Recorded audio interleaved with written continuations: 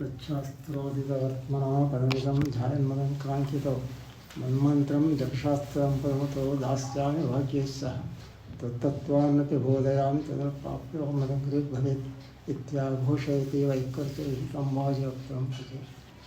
हे grieve हे grieve हे ग्रीवेति वादिनं नरं मुञ्चन्ति पापानि दरिद्रमेव शतः। हे grieve हे grieve हे ग्रीवेति यो वदेत् तस्य निःसरते वाणिजन्मखन्ना प्रवाह। हे ग्रीव हे ग्रीव हे ग्रीवेति योध्वनिः विश्ववधे च वैकुण्ठवाटध्वनिः। श्लोकत्रयमिदं दिव्यं हे ग्रीवपदान्किनं वादिराजैति प्रोक्तं पठतां पदम् आपादमौलिपर्यन्तं गुरूणाम् आकृतिं सुरेत् तेन विघ्नाः प्रणश्यन्ति सिद्ध्यन्ति च मनोरथाः। हरिः ओम्। ಶ್ರೀಮದ್ ಜಯತೀರ್ಥ ಶ್ರೀಪಾದಂಗಳಿಂದ ವಿರಚಿತವಾಗಿರುವಂಥ ಪ್ರಮಾಣ ಪದ್ಧತಿ ಎಂಬ ಒಂದು ಮಹತ್ತರವಾದ ಗ್ರಂಥ ಆರಂಭಿಕ ಅಧ್ಯೇತೃಗಳಿಗೆ ಬಹಳ ಅತ್ಯವಶ್ಯಕವಾಗಿ ಬೇಕಾದಂಥ ಒಂದು ಗ್ರಂಥವಾಗಿದೆ. ಸಮತೀಯ ರೀತಿಯ ಪ್ರಮಾಣಗಳ ಸ್ವರೂಪ, ಲಕ್ಷಣ ಮತ್ತು ಪ್ರಯೋಜನ, ವಿಶೇಷ ಲಕ್ಷಣ ಇವುಗಳನ್ನೆಲ್ಲ ಮಂದರಿಗೆ ಸುಲಭವಾಗಿ ತಿಳಿಸಲು ಇಚ್ಛಿಸಿ ಶ್ರೀಮದ್ ಜಯತೀರ್ಥರು ಪ್ರಮಾಣ ಪದ್ಧತಿ ಗ್ರಂಥವನ್ನು ರಚಿಸಿರ್ತಾರೆ. ಪ್ರಮಾಣಗಳಿಂದ ಲಭ್ಯವಾದಂಥ ಜ್ಞಾನವೇ ಯಥಾರ್ಥ ಜ್ಞಾನ. ಮಾನಾದೀನಾಂ ಮೇಯೋ ಸಿದ್ಧಿ. ಪ್ರಮಾಣಗಳಿಂದ ಮೇಯ ಸಿದ್ಧಿ ಆಗಬೇಕಾದ್ರೆ, ಯಥಾರ್ಥ ಜ್ಞಾನ ಉಂಟಾಗಬೇಕಾದ್ರೆ ಪ್ರಮಾಣ ಬಹಳ ಅತ್ಯಗತ್ಯ. ಪ್ರಮಾಣಗಳ ಸ್ವರೂಪ, ಅವುಗಳ ಲಕ್ಷಣ, ಇವುಗಳ ಜ್ಞಾನ ಬಹಳ ಪ್ರಮುಖವಾಗಿ ಅತ್ಯಂತ ಅವಶ್ಯಕವಾಗಿ ಬೇಕಾಗಿರುವಂಥದ್ದು. ಜಯತೀರ್ಥ ಮುನಿಗಳು ಅತ್ಯಂತ ಕರುಣೆಯಿಂದ ಇದನ್ನು ಮಂದಿರಿಗೂ ಸುಲಭವಾಗಿ ಪ್ರಮಾಣಬೋಧವಾಗುವಂತೆ ರಚಿಸಿರ್ತಕ್ಕಂಥ ಇದು ಗ್ರಂಥ. ಟೀಕಾಉತ್ಪಾದನೆ ಹೇಳ್ತಾರೆ, ನಮಂದೈ ಶಕ್ಯತೆ ಸುಖೇನ ಬೋಧವಿತ್ತು ಇದು ತದರ್ಥಂ ಪ್ರಕರಣವೇನು ಆರಭ್ಯತೆ ಅಂತ ಹೇಳ್ತಾರೆ. ಇದರಲ್ಲಿ ಪ್ರಮಾಣ ಲಕ್ಷಣ ಅನ್ನೋ ಗ್ರಂಥವನ್ನು ಶ್ರೀಮದ್ ಆಚಾರ್ಯ ರಚಿಸಿರ್ತಾರೆ. ಅದರಲ್ಲಿ ಮತ್ತು ತಾತ್ಪರ್ಯ ನಿರ್ಣಯ ಮುಂತಾದ ವಿಷ್ಣುತತ್ವ ನಿರ್ಣಯ, ಅದರಲ್ಲಿ ಇದು ಪ್ರಮಾಣಗಳ ಸ್ವರೂಪ ಮತ್ತು ಲಕ್ಷಣ ಇವುಗಳನ್ನೆಲ್ಲ ತಿಳಿಸಿದ್ದಾರೆ ಅಂತ ವ್ಯಾಖ್ಯಾನಕಾರ ಹೇಳ್ತಾರೆ. ಎಲ್ಲ ತಿಳಿಸಿದ್ದಾರೆ. ಆದರೂ ಅದನ್ನೆಲ್ಲ ಮೊದಲ ವಿಕ್ಷಿಪ್ತ ವರ್ಣಿತ, ಅಂದರೆ ಎಲ್ಲ ಬೇರೆ ಬೇರೆ ಕಡೆ ಹರಡಿರೋದ್ರಿಂದ ಅಥವಾ ಒಂದು ಕ್ರಮದಲ್ಲಿ ಇಲ್ಲದೆ ಇರೋದ್ರಿಂದ ಅದನ್ನೆಲ್ಲ ಒಂದು ಕ್ರಮಕ್ಕೆ ತಂದು ಆರಂಭಿಕ ಅಧ್ಯೇತರಿಗೆ ಸುಲಭವಾಗಿ ತಿಳಿಯೋ ಹಾಗೆ ಮಾಡಿರೋದು ಅವರ ಉದ್ದೇಶ ಅಂತ ಟೀಕಾವೃತ್ತ ಅವರು ಅದನ್ನು ತಿಳಿಸ್ಕೊಡ್ತಾರೆ. ಇದರದ್ದು ಮಂಗಳಾಚರಣ ಶ್ಲೋಕ, ಪ್ರಮಾಣ ಪದ್ಧತಿಯ ಮಂಗಳಾಚರಣ ಶ್ಲೋಕ.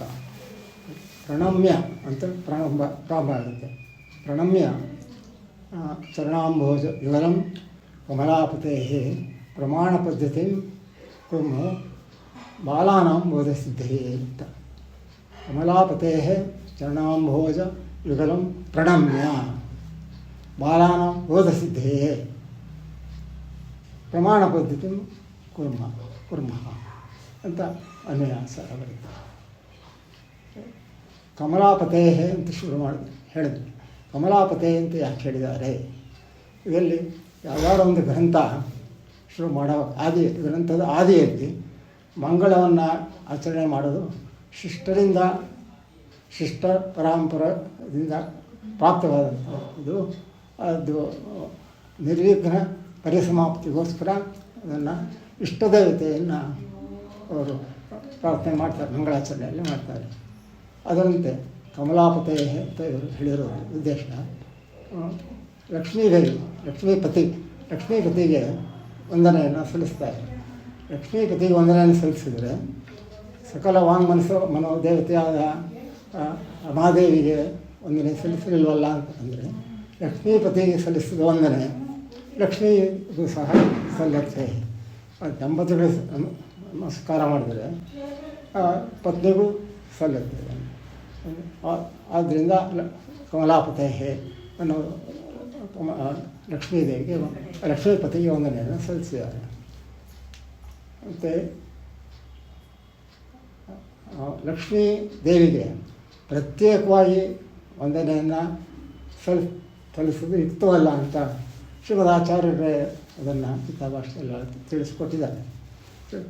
ಕ್ಲೇಶಾಧಿಕಸ್ತೇಷಾಂ ಅವ್ಯಕ್ತಾಸಕ್ತಿ ಚೇತಸಾಂ ಅಂತ.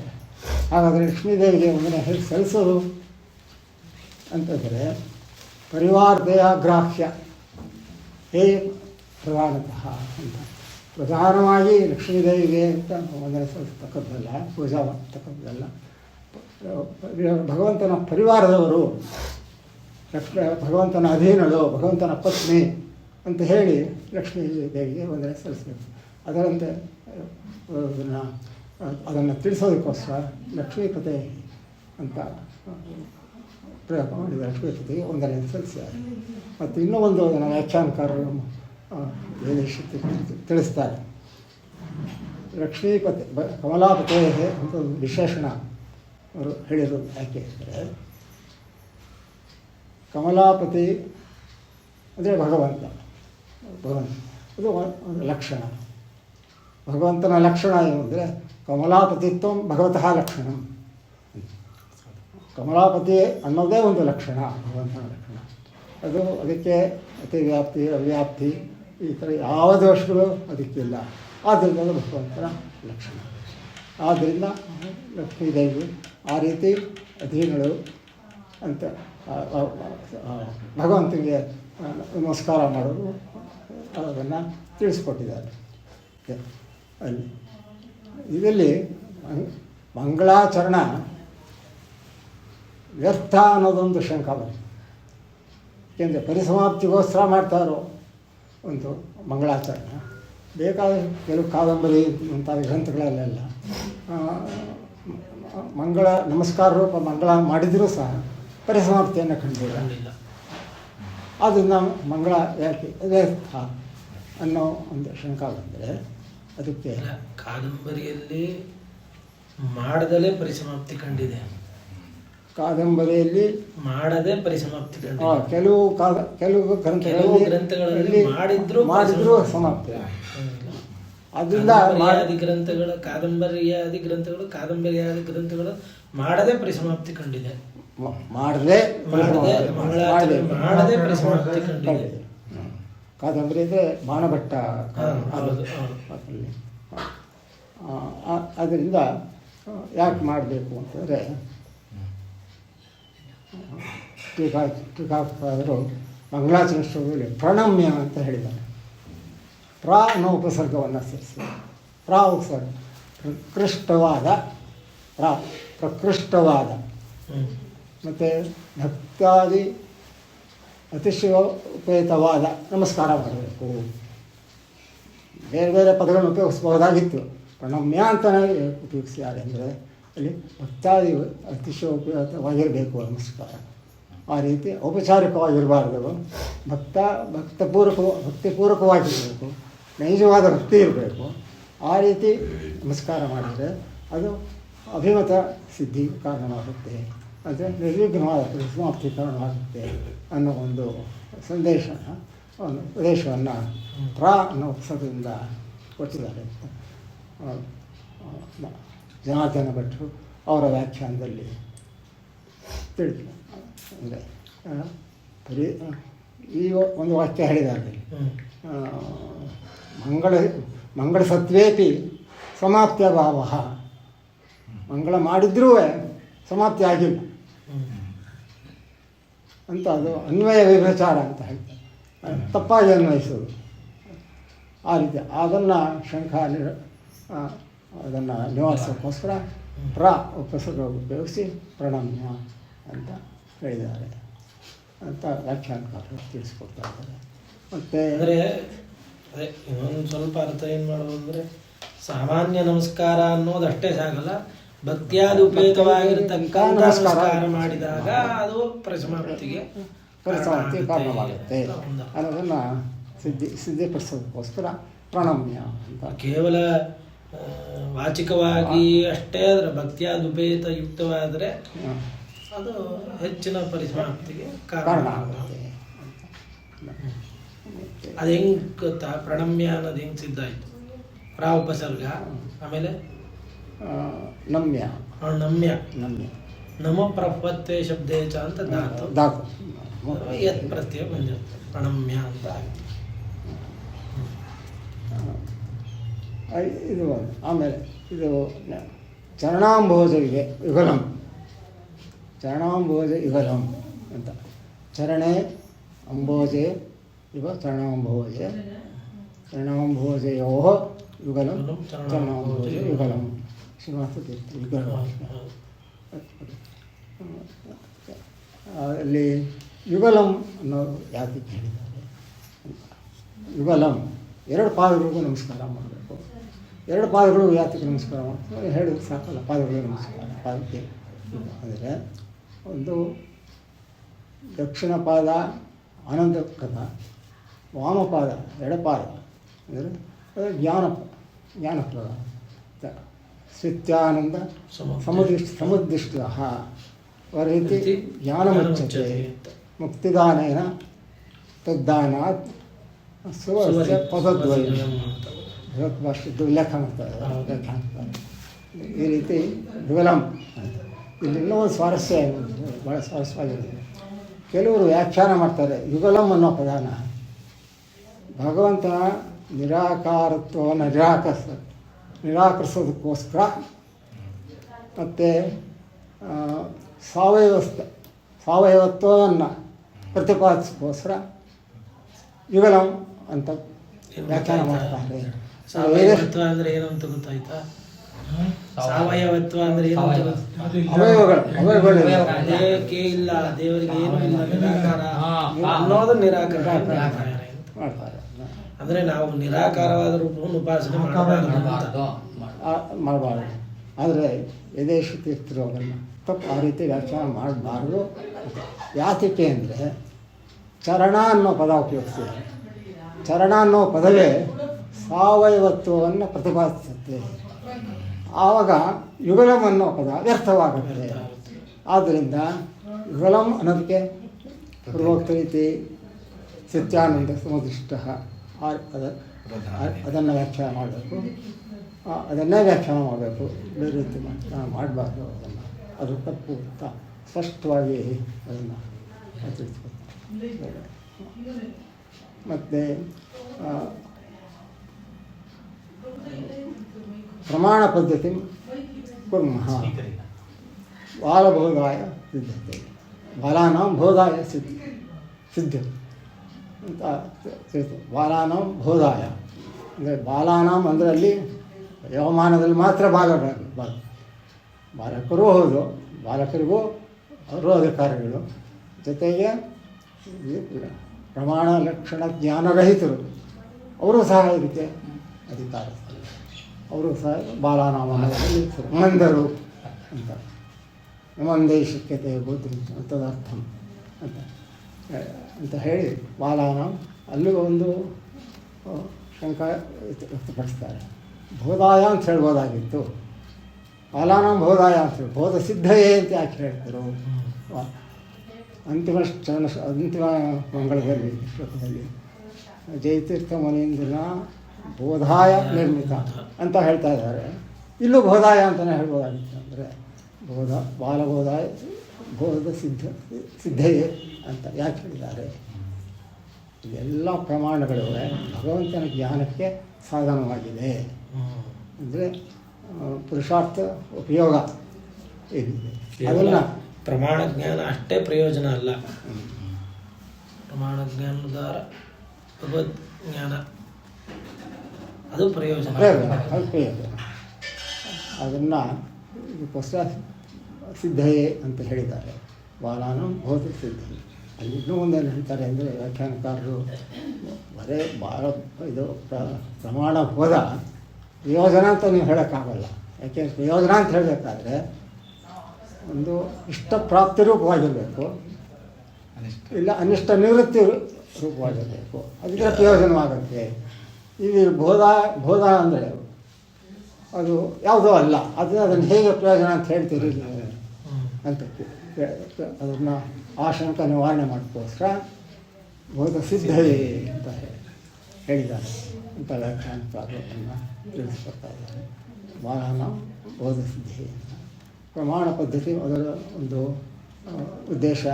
ಪ್ರಮಾಣ ಅನ್ನೋ ಪದದಿಂದಲೇ ಉದ್ದೇಶ ತಿಳಿಸ್ತಾ ಇದ್ದಾರೆ. ನಾಮ್ನ ಸಂಕೀರ್ತನ ಉದ್ದೇಶ, ಬರೀ ಹೆಸರಿನಿಂದಲೇ ಉದ್ದೇಶನೂ ತಿಳಿಯುತ್ತೆ.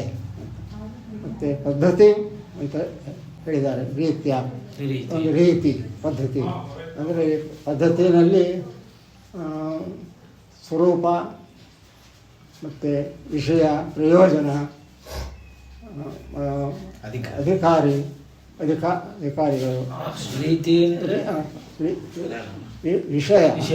ವಿಷಯ ಪ್ರಮಾಣಗಳ ಇದು ಏನು ಸಾಮಾನ್ಯ ಜ್ಞಾನ, ವಿಶೇಷ ಜ್ಞಾನ, ಸಾಮಾನ್ಯ ಲಕ್ಷಣ, ವಿಶೇಷ ಲಕ್ಷಣ, ಪರೀಕ್ಷಾ, ಉದ್ದೇಶ ಇವುಗಳು ಸೇರಿ ಈ 5 ವಿಷಯಾಧಿಕಾರಿ ಪ್ರಯೋಜನ ಅಲ್ಲ. ವಿಷಯಾಧಿಕಾರಿ ಪ್ರಯೋಜನ ಅಲ್ಲ. ವಿಷಯಾಧಿಕಾರಿ ಪ್ರಯೋಜನ ರೀತಿ ಶಬ್ದಕ್ಕೆ ಅರ್ಥ ಅಲ್ಲ. ರೀತಿ ಅಂತ ರೀತಿ ಸ್ವರೂಪ, ಲಕ್ಷಣ, ಪರೀಕ್ಷಾ, ವಿಶೇಷ ಲಕ್ಷಣ ಮತ್ತೆ ವಿಭಾಗ ಇವುಗಳು ಅದು ಸೇರಿ ಪದ್ಧತಿ ಶಬ್ದದ ಅರ್ಥ. ಅದನ್ನು ತಿಳಿಸೋದಕ್ಕೆ ಅವರ ಉದ್ದೇಶವನ್ನು ಹೇಳಿ ಪ್ರತಿಜ್ಞೆ ಮಾಡ್ತಾ ಇದ್ದಾರೆ ಶ್ರೀಮಂತ ಟೀಕಾಚಾರ್ಯರು. ಇದು ಇಷ್ಟು ವಿಷಯ ಗ್ರಹಣ ಮಾಡಿದ್ದು. ಎಲ್ಲೇನಾದ್ರು ಗ್ರಾಹ್ಯ ಇದ್ದರೆ ಎಲ್ಲ ಗುರುಗಳಿಗೆ ಸೇರಿದ್ದು, ಎಲ್ಲೇನಾದ್ರು ದೋಷ ತಪ್ಪುಗಳಿದ್ದರೆ ಗ್ರಹಣ ದೋಷ ಅದು ಮಾಡಿ ನಮ್ಮ ಯೋಗ್ಯತೆ ತಕ್ಕಾಗ ನಾವು ಇನ್ನೊಂದು ವಿಶೇಷ ಅಂಶ ಕುರ್ಮ ಅಂತ ಹೇಳಿದ ಪರಸ್ಮೈ ಫಲ ಅಂತ ಅದು ಇದರಲ್ಲಿ ಇಲ್ಲ. ಇವ್ರಿಗೆ ಅದರ ಫಲ ಕರ್ತೃಗಳಲ್ಲಿ ಇಲ್ಲ, ಬಾಲಗಾಮಿಗಳಾಗಿಲ್ಲ. ಅಂದರೆ ಅಧಿಕಾರಿಗಳಿಲ್ಲ, ಅವರಲ್ಲಿ ಫಲ ಇರೋದ್ರಿಂದ ಪರಸ್ಮೈ ಪದ ಉಪಯೋಗಿಸಿ ಆತ್ಮನೇ ಪದ. ಮತ್ತು ಇದು ಭವಿಷ್ಯತ್ ಪ್ರಯೋಗ ಇಲ್ಲ, ವರ್ತಮಾನ ಪ್ರಯೋಗ ಮಾಡಿದ್ದಾರೆ. ಯಾರಿಗೆ ಅಂದರೆ ವರ್ತಮಾನ ಸಾಮೀಪ್ಯ ಇರೋದ್ರಿಂದ ಮಾಡಿದ್ದಾರೆ ಅಂತ.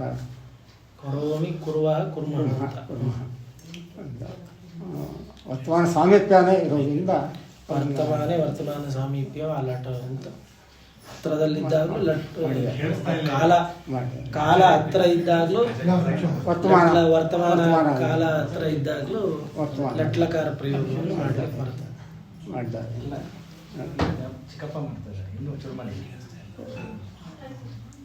ಇದು ಮಂಗಳಾಚರಣೆಯ ಒಂದು ಅನುವಾದ ಸಣ್ಣ ಪ್ರಯತ್ನ.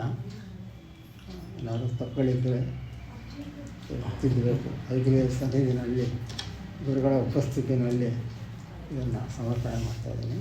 ಶ್ರೀಕೃಷ್ಣ ಭಾಳ ಆಶ್ಚರ್ಯ. ನನಗೆ ಇಷ್ಟು ವಿಷಯ ನಾನು ಹೇಳಿರ್ತೇನೋ ಇಲ್ಲೋ ಅಂತ ನನಗೆ ಪಾಠ ಆಗಿ ನೆನಪಿರಲ್ಲ. ಅಷ್ಟು ಗ್ರಹಣ ಸಾಮರ್ಥ್ಯ ಈ ವಯಸ್ಸಲ್ಲಿ ಅದೊಂದು ದೊಡ್ಡ ಅನುಗ್ರಹವೇ ಅಂತ ಅನ್ಕೋಬೇಕು. ಅವ್ರಿಗೆ ಅವರ ಹಿರಿಯರ ಅನುಗ್ರಹ, ಅವ್ರು ಯಾರ ಪೂರ್ವದಲ್ಲಿರ್ತಕ್ಕಂಥ ಅನೇಕ ಮಹನೀಯರ ಅನುಗ್ರಹ ಇದ್ದರೆ ಮಾತ್ರ. ಶಾಸ್ತ್ರದ ಒಂದು ಮಾತನ್ನು ಹೇಳ್ತಾರೆ, ಶಾಸ್ತ್ರ ಪಾಠ ಯಾರಿಗೆ ಹೇಳಬೇಕು ಅಂತ, ವಕ್ತರೇ ಬ್ರೂಯಾತ್ ಅಂತ. ನಾವು ಹೇಳಿದ್ದನ್ನು ಮತ್ತು ಇನ್ನೊಬ್ಬರು ಹೇಳೋ ಸಾಮರ್ಥ್ಯ ಇರಬೇಕು ಅಥವಾ ಒಪ್ಪಿಸ್ಬೇಕು. ಇದು 2 ಲಕ್ಷಣಗಳನ್ನು ಪಾಠಕ್ಕೆ ಕೇಳೋರಲ್ಲಿ ಇರುವಂಥ ಅಧಿಕಾರ. ಹಾಗೆ ಆ ಲಕ್ಷಣ ಇದೆ ಇವರಲ್ಲಿ. ಯಾಕಂದರೆ ಈ ವಯಸ್ಸಲ್ಲಿ, ಇಳೆಯ ವಯಸ್ಸಲ್ಲಿ ಅವ್ರಿಗೆ ಕಣ್ಣು ಕಾಣಲ್ಲ ಪಾಪ, ಅಷ್ಟು ಸ್ಪಷ್ಟತೆ ಇಲ್ಲ, ಓದೋದು ಕಷ್ಟ. ಅಷ್ಟೆಲ್ಲ ಟಿಪ್ಪಣಿ ನೋಡಿಕೊಂಡು ವಿಶೇಷ ವಿಚಾರಗಳನ್ನು ಯಾವುದೂ ಬರ್ಕೊಂಡಿಲ್ಲ. ಯಾಕಂದರೆ ಸಾಮಾನ್ಯ ಇಂಥ ವಿಚಾರಗಳನ್ನು ಹೇಳುವಾಗ ಒಂದು ತಪ್ಪಿದ್ರೆ ಒಂದು ವಿಷಯ ಬಂದರೆ ಇನ್ನೊಂದು ಮರ್ತೋಗುತ್ತೆ ಅನ್ನೋ ರೀತಿಯಲ್ಲಿ ಇರುತ್ತೆ. ಅಂಥದ್ರಲ್ಲೂ ಇಷ್ಟು ಗ್ರಹಣ ಮಾಡಿ ಅಷ್ಟು ಉತ್ಸಾಹದಿಂದ ಹೇಳಿದ್ರೆ ನಿಮಗೆಲ್ಲ ಮಾರ್ಗದರ್ಶನ ಅವರು ನಿಮಗೆಲ್ಲ ಮಾರ್ಗದರ್ಶನಕರಾಗಿದ್ದಾರೆ. ಗುರುಗಳ ಪಕ್ಕದಲ್ಲೇ ಇರಬೇಕು ಅಂತ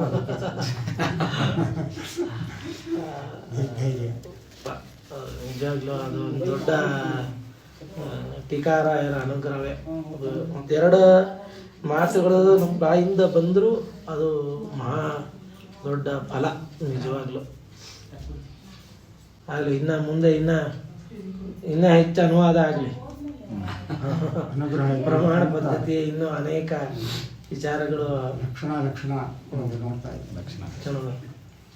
ಮಾಡೋದು ಸ್ವಲ್ಪ ನಿಧಾನ ಆಗಲಿ.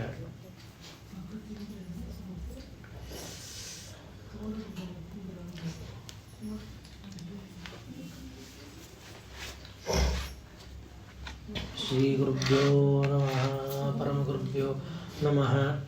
ಶ್ರೀಮದಾನಂದತೀರ್ಥ ಭಗವತ್ಪಾದಾಚಾರ್ಯ ಗುರುಭ್ಯೋ ನಮಃ. ಹರಿ ಓಂ. ಯೋऽन्तः ಪ್ರವಿಶ್ಯ ಮಮ ವಾಚಮಿಮಾಂ ಪ್ರಸುಪ್ತಾಂ ಸಂಜೀವಯತ್ಯಖಿಲ ಶಕ್ತಿಧರಸ್ವಧಾಮ್ನಾ ಅನ್ಯಾಂಶ್ಚ ಹಸ್ತಚರಣಶ್ರವಣತ್ವಗಾದೀನ್ ಪ್ರಾಣಾನ್ನಮೋ ಭಗವತೆ ಪುರುಷಾಯಸ್ತುಭ್ಯಂ. ಹೇಗ್ರೀವ ಹೇಗ್ರೀವ ಹೇಗ್ರೀವೇತಿ ಯೋ ವದೇತ್ ತಸ್ಯ ನಿಸ್ಸರತೆ ವಾಣಿ ಜನ್ಮಕನ್ಯಾ ಪ್ರವಾಹವತ್. ವೇದವ್ಯಾಸ ಗುಣಾವಾಸ ವಿದ್ಯಾಧೀಶ ಸತಾಂ ವಶಃ ಮಾ ನಿರಾಶಂ ಗದಕ್ಲೇಶಂ ಕುರ್ವನಾಶಂ ಹರೇ ನಿಜಂ. ಅಶೇಷವಾಗ್ಯಾಢ್ಯಮಲಾಪಹಂತೆ ನಮಂ ನವಂ ಸ್ಪಷ್ಟಸುಭಾಗ್ಪ್ರದಾಯಿನಿ ಮಮೇವ ಜಿಹ್ವಾಗ್ರಸುರಂಗನರ್ತಕೇ ಬಹುಪ್ರಸನ್ನ ವದನೆ ಚ ಮೇ ಶ್ರೀಃ. ಪ್ರಥಮೋ ಹನುಮನ್ನಾಮ ದ್ವಿತೀಯೋ ಭೀಮ ಏವ ಚ ಪೂರ್ಣಪ್ರಜ್ಞಸ್ತೃತೀಯಸ್ಥೋ ಭಗವತ್ಕಾರ್ಯಸಾಧಕಾಃ. ಶ್ರೀಮದಾನಂದತೀರ್ಥಾರ್ಯ ಪಾದಪಂಕಜರೇ ನಮಃ. ಪವಿತ್ರಯಂತು ಮಾಂ ನಿತ್ಯಂ ಪಾಪಪಾಟನಮಂಡಿತಾಃ. ಚಿತ್ರೇ ಪದೈಶ್ಚ ಗಂಭೀರೇ ವಾಕ್ಯೇ ಮಾನೇನ ಖಂಡಿತೈಃ ಗುರುಭಾವಂ ವ್ಯಂಜ್ಯಂತೆ ಭಾಜಶ್ರೀ ಜಯತೀರ್ಥವಾಕ್ ಶ್ರೀಮತೋ ರಾಘವೇಂದ್ರಸ್ಯ ನಮಾಮಿ ಪದಪಂಕಜೇ ಕಾಮಿತಾಶೇಷಕಲ್ಯಾಣಕಲನಾಕಲ್ಪಪಾದಪೋ ಸತ್ಯಧರ್ಮಾಬ್ಧಿಸಂಭೂತಃ ಚಿಂತಾಮಣಿಜಂಬಿತಃ ಸತ್ಯಸಂಕಲ್ಪಕಲ್ಪದ್ರೋ ಕಲ್ಪಯೇತ್ ಕಾಮದುಕ್ಮಾ ಸತ್ಯಸಂಕಲ್ಪವಾರ್ದ್ಯುತಃ ಸತ್ಯಸಂತುಷ್ಟಚಂದ್ರಮಾಃ ಪ್ರಾರ್ಥಿತಾ ಶೇಷದಾತಾ ಚ ಭಕ್ತವೃಂದಶ್ಚ ನಿತ್ಯದಾ ಸತ್ಯಾಭಿಜ್ಞಕರಾಬ್ಜೋತ್ತಾನ್ವಂಚ ಶತ್ರುಷಪೂಜಕಾನ್ ಸತ್ಯಪ್ರಮೋದತಾರ್ಯಾನ್ ನೌಮಿನ್ಯಾಯ ಸುಧಾರತಾನ್ ಶ್ರೀ ಸತ್ಯಾತ್ಮತೀರ್ಥ ಶ್ರೀಪಾದ ಗುರುಭ್ಯೋ ನಮಃ. ಹರಿ ಓಂ. ಪರಮ ಮಂಗಲಕರವಾದ ದಿನ ಮಧ್ವನವಮಿ. ನಮ್ಮೆಲ್ಲ ಮಾಧ್ವರು ಹೆಮ್ಮೆಯಿಂದ ಯಾವ ಸಿದ್ಧಾಂತವನ್ನು ಇವತ್ತು ಎಲ್ಲರ ಮುಂದೆ ತಲೆ ಎತ್ತಿ ಗಟ್ಟಿಯಾಗಿ ಹೇಳಿಕೊಳ್ಳಿಕ್ಕೆ ಧೈರ್ಯ ಇದೆ, ಅಂತಹ ದ್ವೈತ ಸಿದ್ಧಾಂತವನ್ನು ನಮಗೆ ಕೊಟ್ಟಿರ್ತಕ್ಕಂಥ ಮಹನೀಯರಾಗಿರ್ತಕ್ಕಂಥ ಸರ್ವಜ್ಞರಾಗಿರ್ತಕ್ಕಂಥ ವಾಯುದೇವರ ಅವತಾರರಾಗಿರ್ತಕ್ಕಂಥ ಶ್ರೀಮದ್ ಆನಂದ ತೀರ್ಥರು ಬದರಿಕಾಶ್ರಮವನ್ನು ಪ್ರವೇಶ ಮಾಡಿರ್ತಕ್ಕಂಥ ದೊಡ್ಡ ದಿನ.